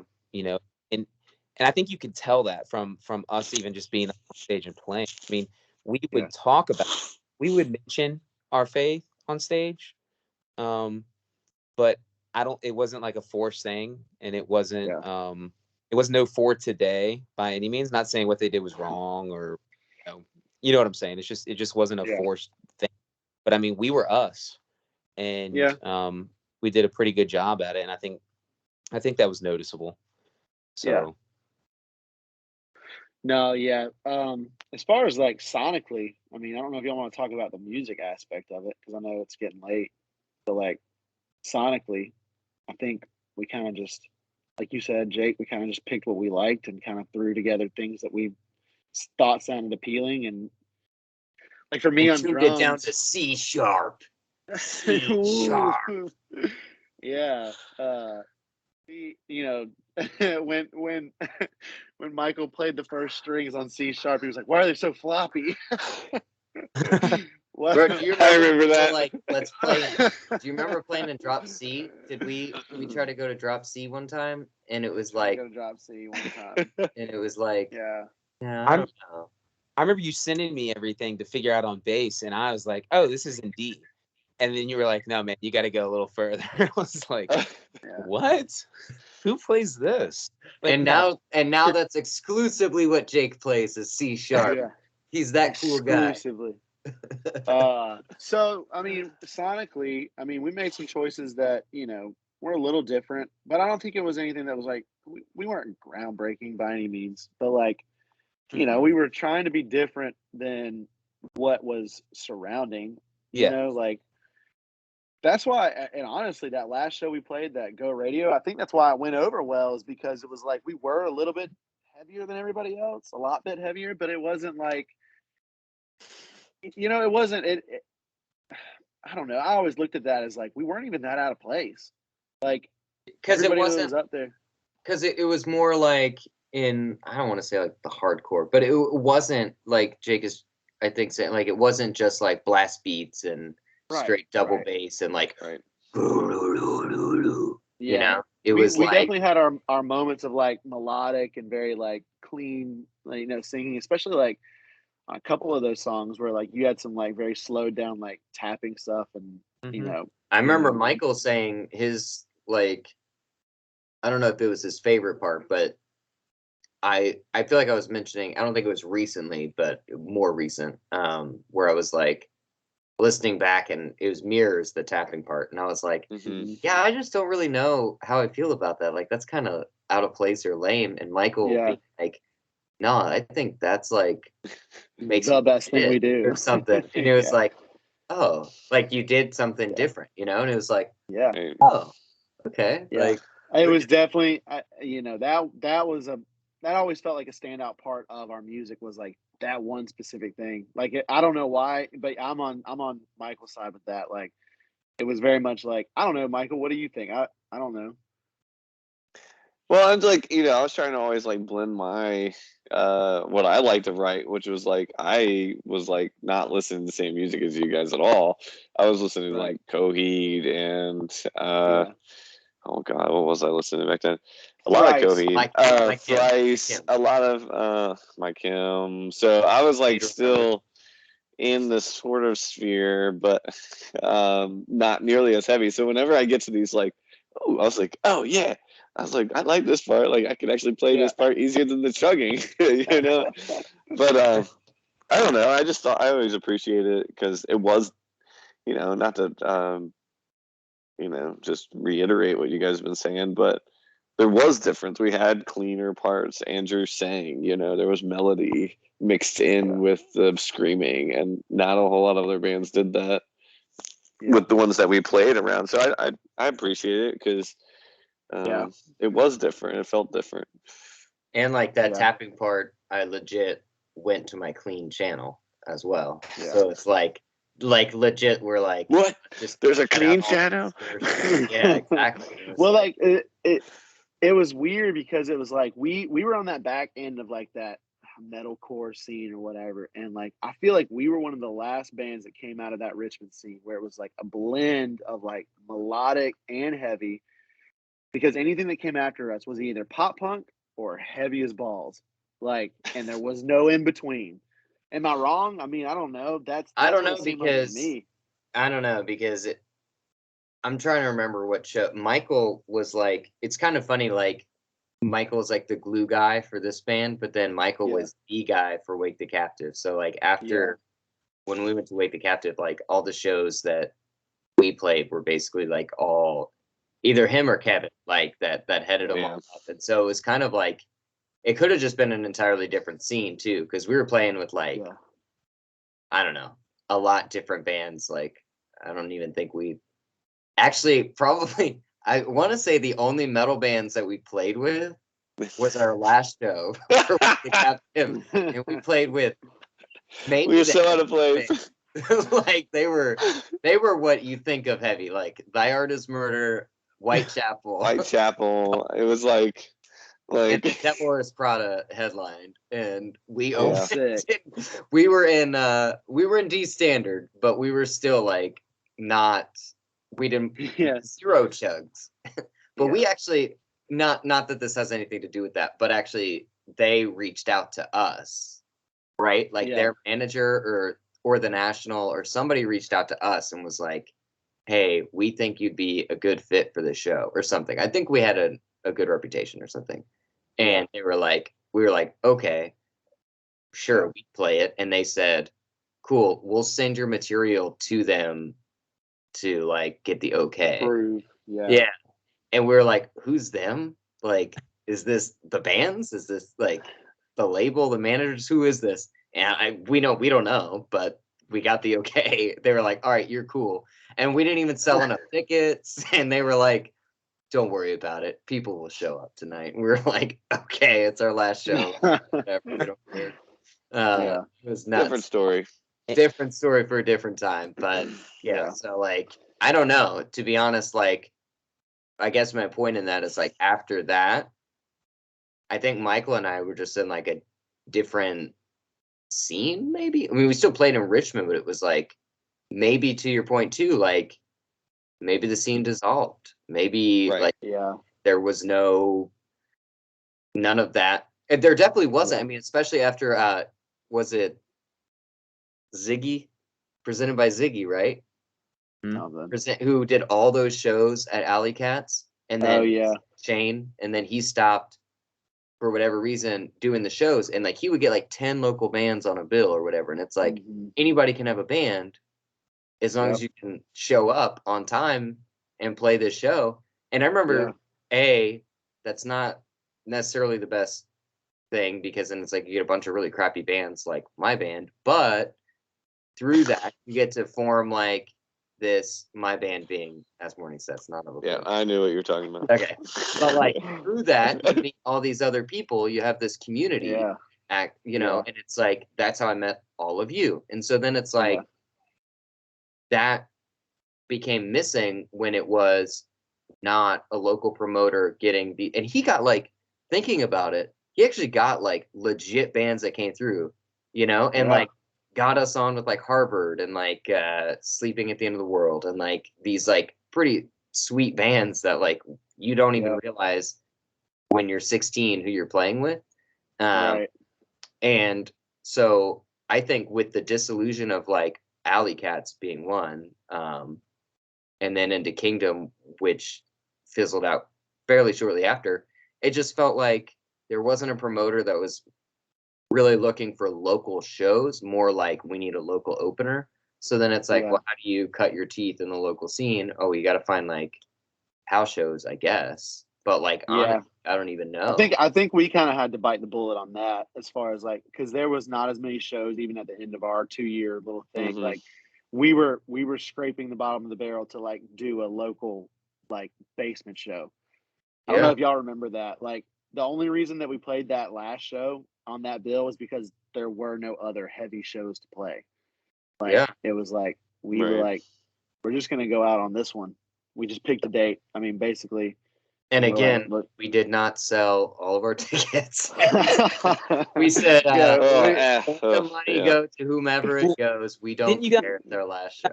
With, I mean, I didn't play this show. I think it was before either I couldn't make it due to work or something, but maybe I hadn't even been part of the band. But y'all played with Oh Sleeper, didn't y'all? No, that was after us. That was that show. Yeah, I was at that show. That was put on by somebody completely different way after us. That was one of the last heavy. That was the last heavy show I saw in Richmond. I could have swore that because there's a sick show though. Sick show. It was sick. It was a lot of sick bands. But I mean, yeah, I don't know. Let's kind of steer this back towards us as far as like. So as far as like, you know, we've talked about the bands and the stuff we've done after. We've talked about, you know, where we were, where we went, what we did, and now like let's kind of wrap it up on like where we are now. Well, maybe yeah. I mean, musically, I haven't done anything other than what me and Jake have kind of done with his little stuff. Y'all did Wake the Captive. But musically, I mean, it kind of dried up after you guys. I honestly, and I know this sounds bad, but like after our band was done, I was kind of like, I'm done. As bad as that sounds, like I just had no desire. And Jake, me and Jake wrote some stuff together and tried to make a couple things work. After, I mean, that was a good year. It was probably a good years after that. Because that was right around the time that, you know, you had all that family issue stuff going on, and you kind of wrote that as an outlet. And you're like, "Yo, come play drums for me." But even then, that was not really a band. It was more like just me and you, just like writing music together and kind of just like putting it out, right? I had sold my guitar. I had sold my guitar 2 years, and I had got a Fender Squire and just put out, you know, 4 songs, and I was like, "Hey man, put some." I mean, it wasn't anything, you know. So, you know, that not to say that y'all like I didn't quit music. I played for church for 3 years, and for a pretty decent sized church. I play for a church now where we live now, but music, as far as like writing and being creative, kind of ended with you guys. And to say that it ended with you guys isn't a bad thing. I'm glad that if the last people I wrote with were you guys, then I'm proud of what we did together. That was, you know, that was a big, you know, moment for me as far as like, I mean, you guys were in my wedding. Jake wasn't able to be there, but like Jake, you had the invite to be in my wedding. Like you guys were monumental in those years of my life. So it wasn't like, you know. And it was a beautiful wedding, Andrew. It was a beautiful wedding. It was something. It was something. But no, it was good. But I mean, we don't have to like talk about like where we are now or anything like that. But you know, as far as like you guys, I don't know. You guys have seemed like y'all have went on and done more musically than I did after the whole band dissolved. So, I mean, in terms of not doing anything versus doing more than nothing, I would say yes. But you know, like, but I don't know. It's very interesting. It's like, well, so I gave up screaming after I've recorded, so I should go ahead and clarify that because I guess it is kind of funny. I was like, Andrew, I don't want to scream and I don't want to play heavy music anymore. And then you twisted my arm and made me do it for a couple of years, and we released some really good stuff, and we made more friends. And then the band broke up, and it was like, okay, I'm not going to scream anymore, and I'm not going to play heavy music. And so then I went and played in Michael's band again. And so then we got to do some like really great stuff. And recorded an album. And then the guy who recorded our album recruited me to play in their band. And so then I promptly said, Michael should also play bass in this band. And so then Michael and I played in that band. And we got to do our like first quote unquote tour. It was 4 days long, but man, it was exhausting, but it was a lot of fun. We played in New York, which was an anxiety trip for me. And it was a lot of fun, but it was like, I think that opened my eyes to be like, I don't want to do this. This is too taxing for me. Like I cannot function this way. And it was fun, and it was probably the cushiest tour that we would ever have to play. Like we were literally hired guns who got paid to like just ride along and play music for 4 days at like some pretty cool shows. And it was like, okay, that was cool. And I still don't want to do it. So, it was like that. And then shortly after there, I think I started writing then I moved to Williamsburg and became a teacher. And once I started working full time, I basically like was out of that band because I couldn't commit to them. Like they think the time that they texted me and were like, hey, we're going to go like play Canada over the weekend. And I was like, no, I'm not. Like I have to work. And so I think then they were like, okay, so obviously you're not going to play with us anymore. So then I started my like solo project band called Bad Naps, which is like, I guess they call it a bedroom project these days, when it's like I thought it was always singer songwriter, but if you just write and record everything and then release it, it's just your own little project. So I've been, it's been fun. So like, but it took me a long time to get to that place, because it was like, I had to figure out, I'm still not very good at it, but I had to figure out, and it's honestly, thank you to Michael a ton, being a good friend and a good bandmate, to be like, especially through Wake the Captive, being like, hey, you're not singing in key. Like, and like, and it sucks because it's like, in the moment, and like, admittedly, I hate criticism and I hate critique, because I'm very self-conscious about everything that I do. And so, so it was hard for me to take that. And Michael is like probably also self-conscious and hates critique, but we like laid into him so hard all the time in Wake the Captive. And then he would be like, hey man, you're like not singing in key. And I would like be heartbroken. And it's just like, so Michael, like, thank you for being. Oh, that started in accordance.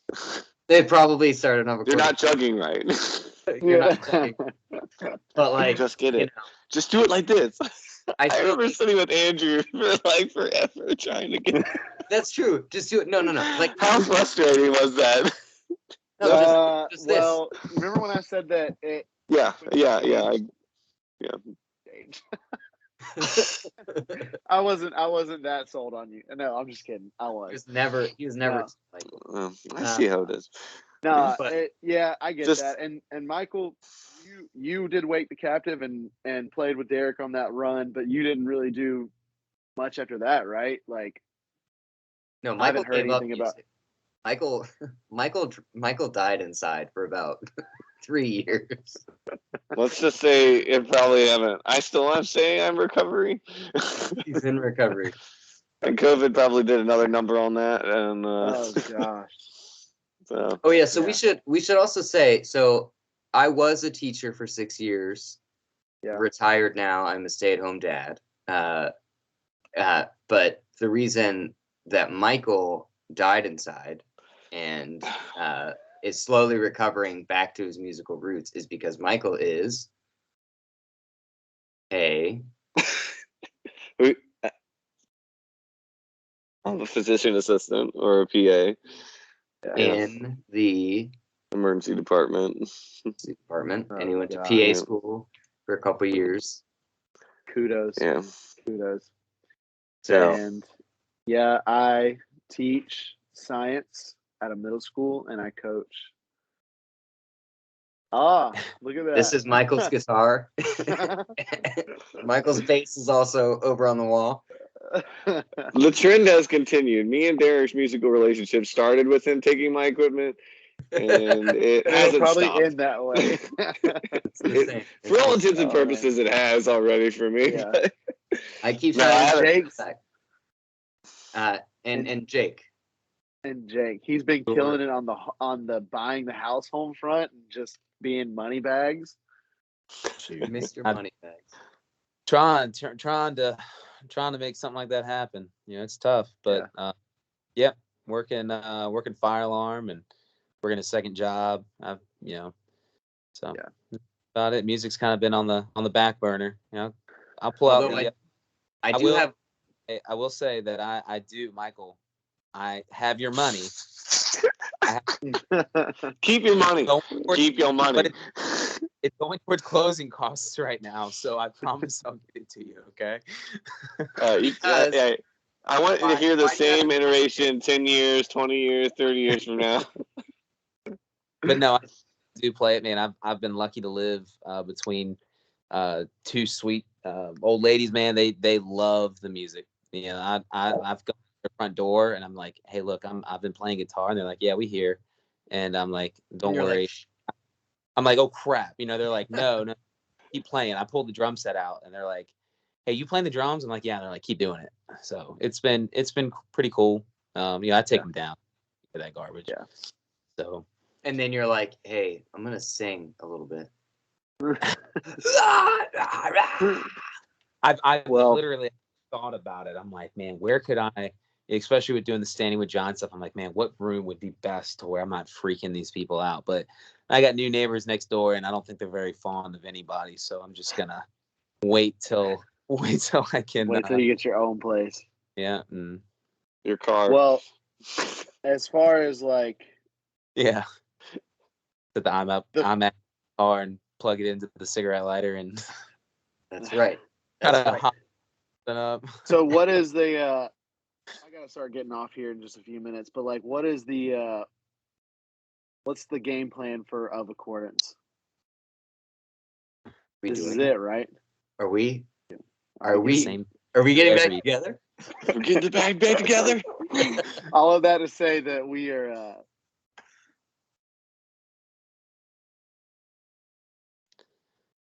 Do you want to say it? We are not. We're still not a band. Hey, but the most important thing is that we're still friends. Hey, we can't forget that one of us wrote an EP for the band all by himself, right? And it was hot dog water, but it's fine. I believe it's hot dog flavored water. Well, yeah. With biscuits on. That was the only musical thing, and we don't have to talk about that because that was all me. But that was the only thing that I wrote that mattered from the time we ended until now.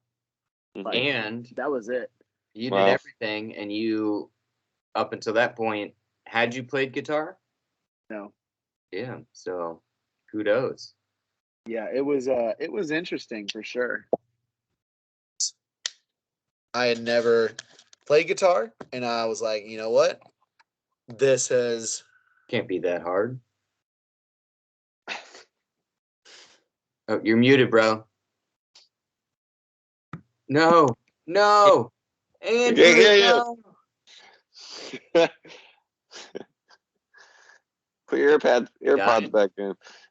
Oh. Do your phone. Do the phone. Can you hear me? Yeah. I can, yeah. You still hear me? Yep. Yeah? Yeah. Cool. So it was like the only thing that music that I wrote, and we don't have to spend any time on this, but I just wrote it because I was like, man, I feel like there was an unfinished portion of it, and maybe y'all felt like it was, and that's great. But I was like, I just want to write something that like means something to me, because I was in a dark spot during that writing process for that EP. There was actually 10 songs, and I found the other 5. I wrote an entire album, and I can share those songs with you guys. As far as there's just there's no lyrics, it's just music. But I wrote 10 songs, and I only ended up releasing 5, and out of the 5, there's one song that I actually like can go back and listen to. But yeah, that was a weird process for sure. Yeah. Were But- there any Of Accordance songs that we played that we did not record? I feel like there was one. Yes, there was one Yeah. song. I Oh, was can't it remember. 2? There was one. Sorry, say which song were you thinking of? The song, Andrew. The one that we played at the outdoor show that didn't go well, and we never played it again. I don't know that song, but there's another song that I thought it was heavy. Yeah, there were 2 songs. One song, long story short, great breakdown. Michael stepped on my mic cable on purpose to get back at me for stepping on his guitar cable another night. Lies. I had to scream the breakdown without a mic. And I think it was the first time we played that song, but that might have also been the night that you knocked the lights down. Yeah. That was just a Yeah. great show all around. The I was one all over the that, place. yeah, Collateral damage. yeah. So there was the one song that happened, and it was heavy. But then there was a second song that I had written that we played, and I don't know if we ever played it out or if we just played it. Did we play at Matt Creasy's house for practice? I have no idea. We did once, yeah. Okay, because I remember screaming this breakdown in like the doorway of his house, and I don't know why, but there was We that. did. We song played that- there before a show one time. Okay, so maybe that's it. It was like warming up or something. Yeah. So there were technically 2 songs, and I think I still have the lyrics for both of them, but I don't have the music. But I'm one of those guys that like I write lyrics when I write lyrics, and I didn't realize I did this until Michael questioned why I wrote lyrics or how I wrote lyrics before I write music, and he's like, "Do you have a melody in your head while you're writing them?" And I'm like, what's a melody? Like, what does that mean? But it's like I do have a melody and I do have a cadence like in my head as I'm writing the lyrics down.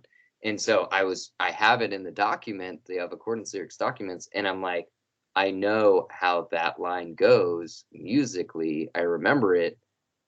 And I remember like the breakdown. The breakdown, I don't know if you guys, either of you remember, but it's like there's a clock that says stand up and be a man. It's That's like, the Yeah. So as far as the future for Of Accordance, you're gonna finish that song and we're gonna record that, right? I mean, we could record it, or I could record it and send it to you all. Sounds like a I'd have to. Count me out. I can't even play anymore. Yeah, you're just gonna sing on it, bro. You're just gonna sing on it. It's Listen. only clean singing from now on. That's Andrew. Andrew's Well- department. We'll call Jason or Chris up and see if they still got their they still got all the same samples. No way, it all sounds the same. There you go. Yeah. Well, dudes, I've got to get off, but before I get off, let's go around the Skype circle and let's say one. It could be funny. It could be whatever. Tell one small short story of your best memory of the band. Okay, I'll go first because I have it written down. Yeah.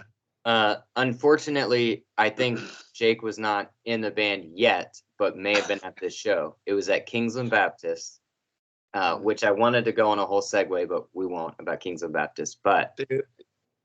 playing jackpot in the parking lot. Oh no! And Oh, Michael This is mine. You stealing mine?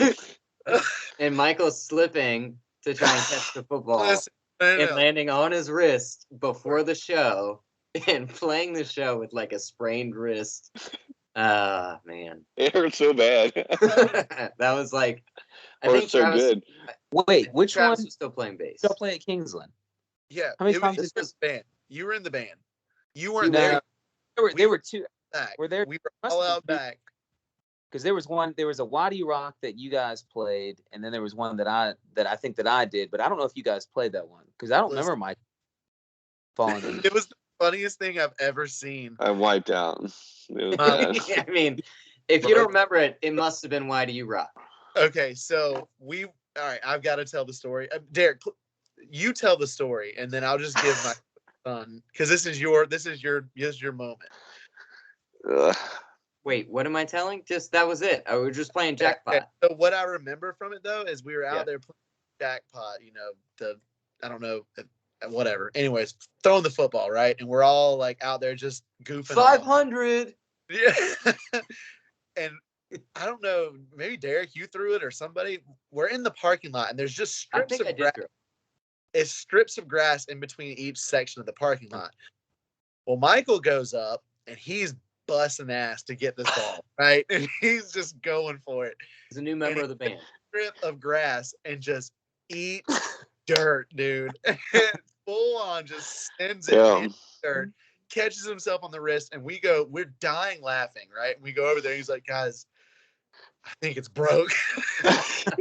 And me and Derek had no empathy because I think our first question was, but you can still play, right? Like, You can still chug, right, bro? and I remember him sitting down with his guitar and like trying to like move his wrist, and he was like painfully doing so. Just gotta shake it out. It Walk was it so, it was so good. It was so good. So I think what bad. I ended up doing was like wrapping my wrist so it was like pretty snug, and I was having to do it with my whole forearm. Yeah, you did wrap it. I remember you did wrap it. Yeah, that was It was good. From then It on, was I good. feel like It that wasn't was like stressful at all. yeah, I feel like that was like an inside joke from then on. Was just like, yeah, no jackpot shows. I don't even like why. I don't know. Why were we playing jackpot before show? It's so stupid. But Oh man. 18-year-olds just So have fun. my favorite memory outside of that one, because that was gonna be mine. Of me just my suffering. Thank you guys. So mine is kind of two-part. So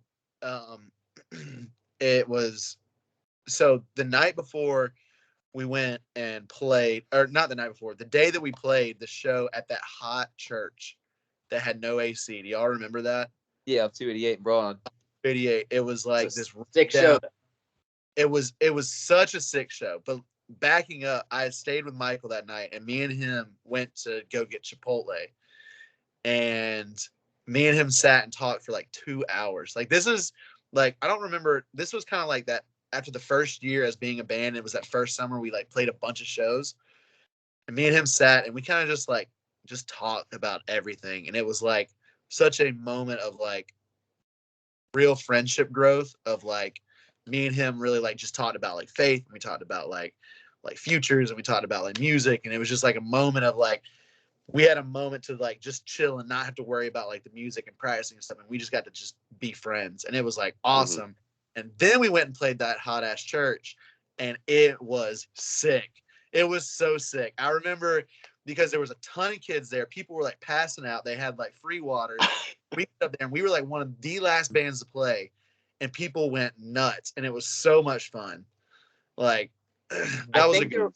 Yeah, I remember that show being incredibly good for us. I think we played really well. I think Jake did not, but talked about throwing his bass in the air. But I think he at least threw it like behind his head. But wasn't there also a band that played that like didn't have a drummer that night? They like just had like a drum keyboard machine. Yeah, like a keyboard play.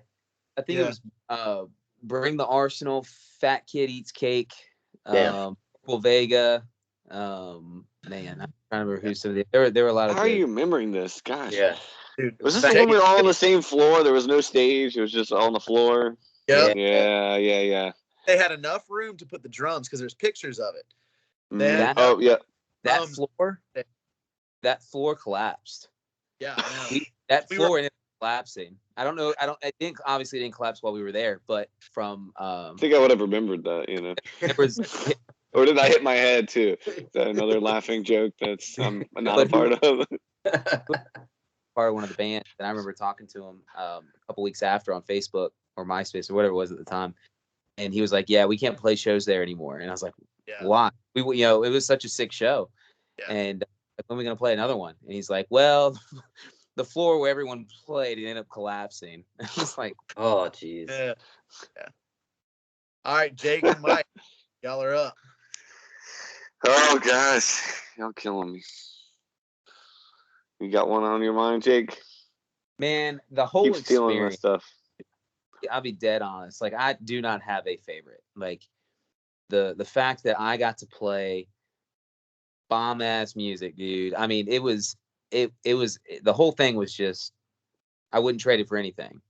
Um, I've played with what church, played with different groups, different people, and you asked me, how do you remember these things? And it's just because they all of them were special to me, and that seems like a cop out, but I wanted to do this and reminisce because not to necessarily relive the glory days as far as maybe something will come out of this. I definitely don't have the time or energy to do anything like that, but I think about it quite often because I miss playing, and I think we've all stated one time or another during this conversation that it's just we wouldn't want to play with anybody else. This group of guys is um, I've really just enjoyed not only playing the music but playing with you guys. So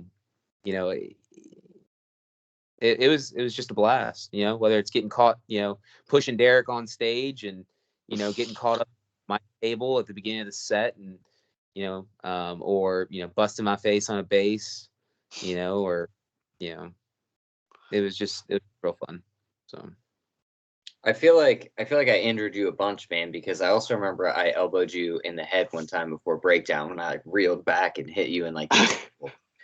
And I didn't know you were there. And Jake, on behalf of all of the years of torture and injury that I've bestowed upon thee, I offer my sincerest apologies. I very much am sorry. I don't remember any of these instances of you being injured, and I feel really bad about that. Like, Oh man. I just remember like you and me talking before the show at Canal Club, and you're like, man, we're gonna get hype, we're gonna throw things, we're just gonna go nuts. And I remember you coming up, dude, in both hands, dude, with my hand just straight up shoving the crap out of me. And I go back to the soundboard, like towards the soundboard, and I'm like, oh crap, breakdown's coming up. And I'm like, you're sitting here pulling on the mic, and there's so much tension on the cord because it's wrapped around the headstock. And I'm like, what is going on right now? it's so interesting because it's like that's not my usual approach to life. It was just, I think it was like you had this look in your eye. I was like, oh, it's on, and you pushed me. And I was like gonna push you back. Oh crap, he's tangled all up in my stuff. And then I stayed about 5 feet away from you the rest of the night. So. Yeah. But I do remember you knocking me in the Probably head. right. Something about music, man. Something about the music. Just like, it's that outlet. We kept talking about Gwen Stacy and the Chariot, and I was just like, man, I want to go nuts on stage. And I had someone who, I played in bands before, and I was just like, it was hard to get people to move around, but I was like, man, this guy likes to move. So good. I guess because it was also like I'm not playing anything. Yeah. What am I supposed to do while I'm standing here? I guess I'll just like push. Yeah. That's a good bass player too. Is I mean, when you're playing, it's okay if you chug. No one's gonna notice it. Yeah. Maybe I also had like sympathy. I was like, look, man, these guitar parts are hard. Okay, I'm not gonna push Michael because I don't want him to mess up. But these bass parts, it's your confidence in Jake. That's it. That's my confidence. Yep, confident in Jake. All right, Mike, you're up last. I'm just sitting here thinking and just kind of echoing Jake. I mean, just kind of listening to you guys' stories of like how y'all got into it, and like for me, it was like legitimate my first band. The first time having like a cohesive group playing music and just like hanging out and actually doing something with that hangout, like making something, going to shows, like being able to talk about it, being proud of it. So I was just kind of thinking back. It's like before that, I kind of just, I played guitar, I wrote music, but nothing cohesive. It was just like, um, just guitar parts and maybe lyrics and stuff. And then it just did like, brought into a band. It was just like, you know, as awkward as I sometimes felt, it was like once things settled, it was just really awesome. And it's funny because I still like showed people of accordance stuff, even PA school. I mean, I still Yeah. talk about it even now. Like I was like, I was in a metal band. Yeah. Yeah. And so like I don't know. I mean, like, it's not really, not to diminish, our lives now, but it was definitely special. Um, stuff I still think about. Just think of how that even shaped me to write and be in a band in the future, or just how to play music in front of people, or the confidence to do something, So yeah, Yeah. I don't know. Y'all took some of my key particular moments, but that's what I can speak to as far as as far as the overall experience. Once we took the wrist break out of your repertoire, that was it, right? Like, My bad, guys. My bad. Yeah. I came out too hot. Too hot. Ah! Yeah. I didn't cry. we had, Just a little bit. I think to sum it all up, I think that, for me, it was what I needed at the time to move me from, not only gaining new friends and brothers throughout, I mean, we haven't stopped talking to each other other than Michael, because I know you're busy all the I time. suck. No, I just suck. No, but like, Dude. this was something that not only gave me friends and like people that I know that I could call throughout the rest of my life and like rely on, but it also moved me from like my childhood years of like high school and childish things, and kind of propelled me into, being a man and being married and like now having kids and stuff like that. But like, these were like key 2 years to bridging that gap, for me.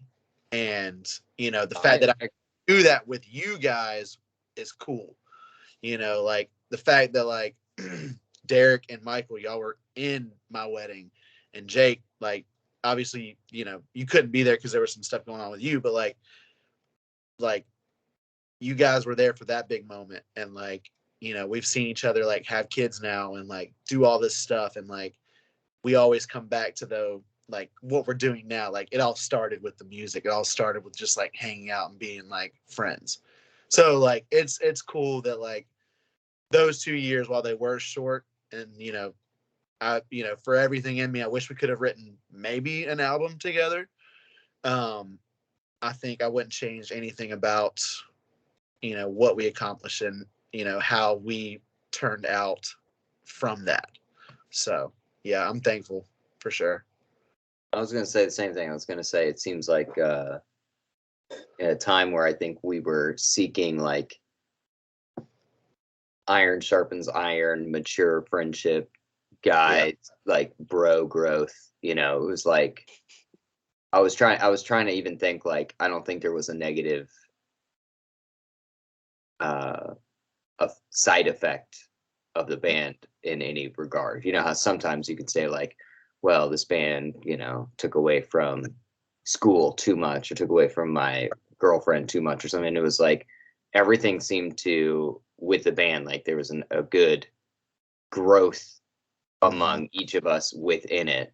And it didn't detract or it didn't overstep. It was like everything in the band perspective was positive, I think, in and outside of the music. And I think that is something that, is super cool. Something that I'm super grateful for, because it's like, I think for me, I needed to have friends, who were more like brothers, who could push me through that kind of like tumultuous couple years where you're trying to figure out who you are. And like, we all had the same values. We were all living for essentially the same thing, and we come from different places, but we have like one mission. And I don't know, it was just like a very positive experience. And I agree that the takeaway is like friends for life.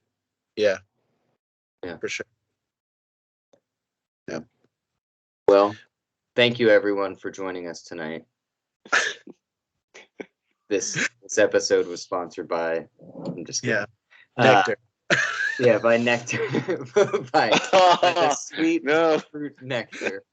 Oh man. Which is a new market product that will be hitting online in a year or so. Once we... Everybody stay on for a second because I gotta ask y'all a question. But I do have to get going because I gotta be up. 6 o'clock for that first class at 7:30, 8 o'clock, whatever. So. Yep, I'm up at 6 a.m. every morning. I will say that I showed Emma some of the stuff the other day, and she I've showed her the Standing with Giant stuff, and every now and again she'll be like, "Hey, can you play that song you wrote about your mom?" And so I'll play it, and she'll sit there and sing along with it. But I showed her some of the other chord stuff the other day, and she was like, she's never met Michael, but she's met Andrew through Facebook and Derek coming over to the house, and she's like, "Your kids met me." That's right. Oh man, I'm sorry. Yeah, that's right. Over there at the birthday party. Man, I'm sorry. It was a fun night. Oh man. But she was like, she said, "Hey, can you play that song that you wrote with Andrew?" And I was like, the song about my mom. She's like, "No, the one you wrote with Derek too." And I was like, "The other chord and stuff." She's like, "Yeah." And I was like, "Hey, that's pretty cool." She a little bit of a fan, so thought that was kind of cool. That was neat, man. That's cool.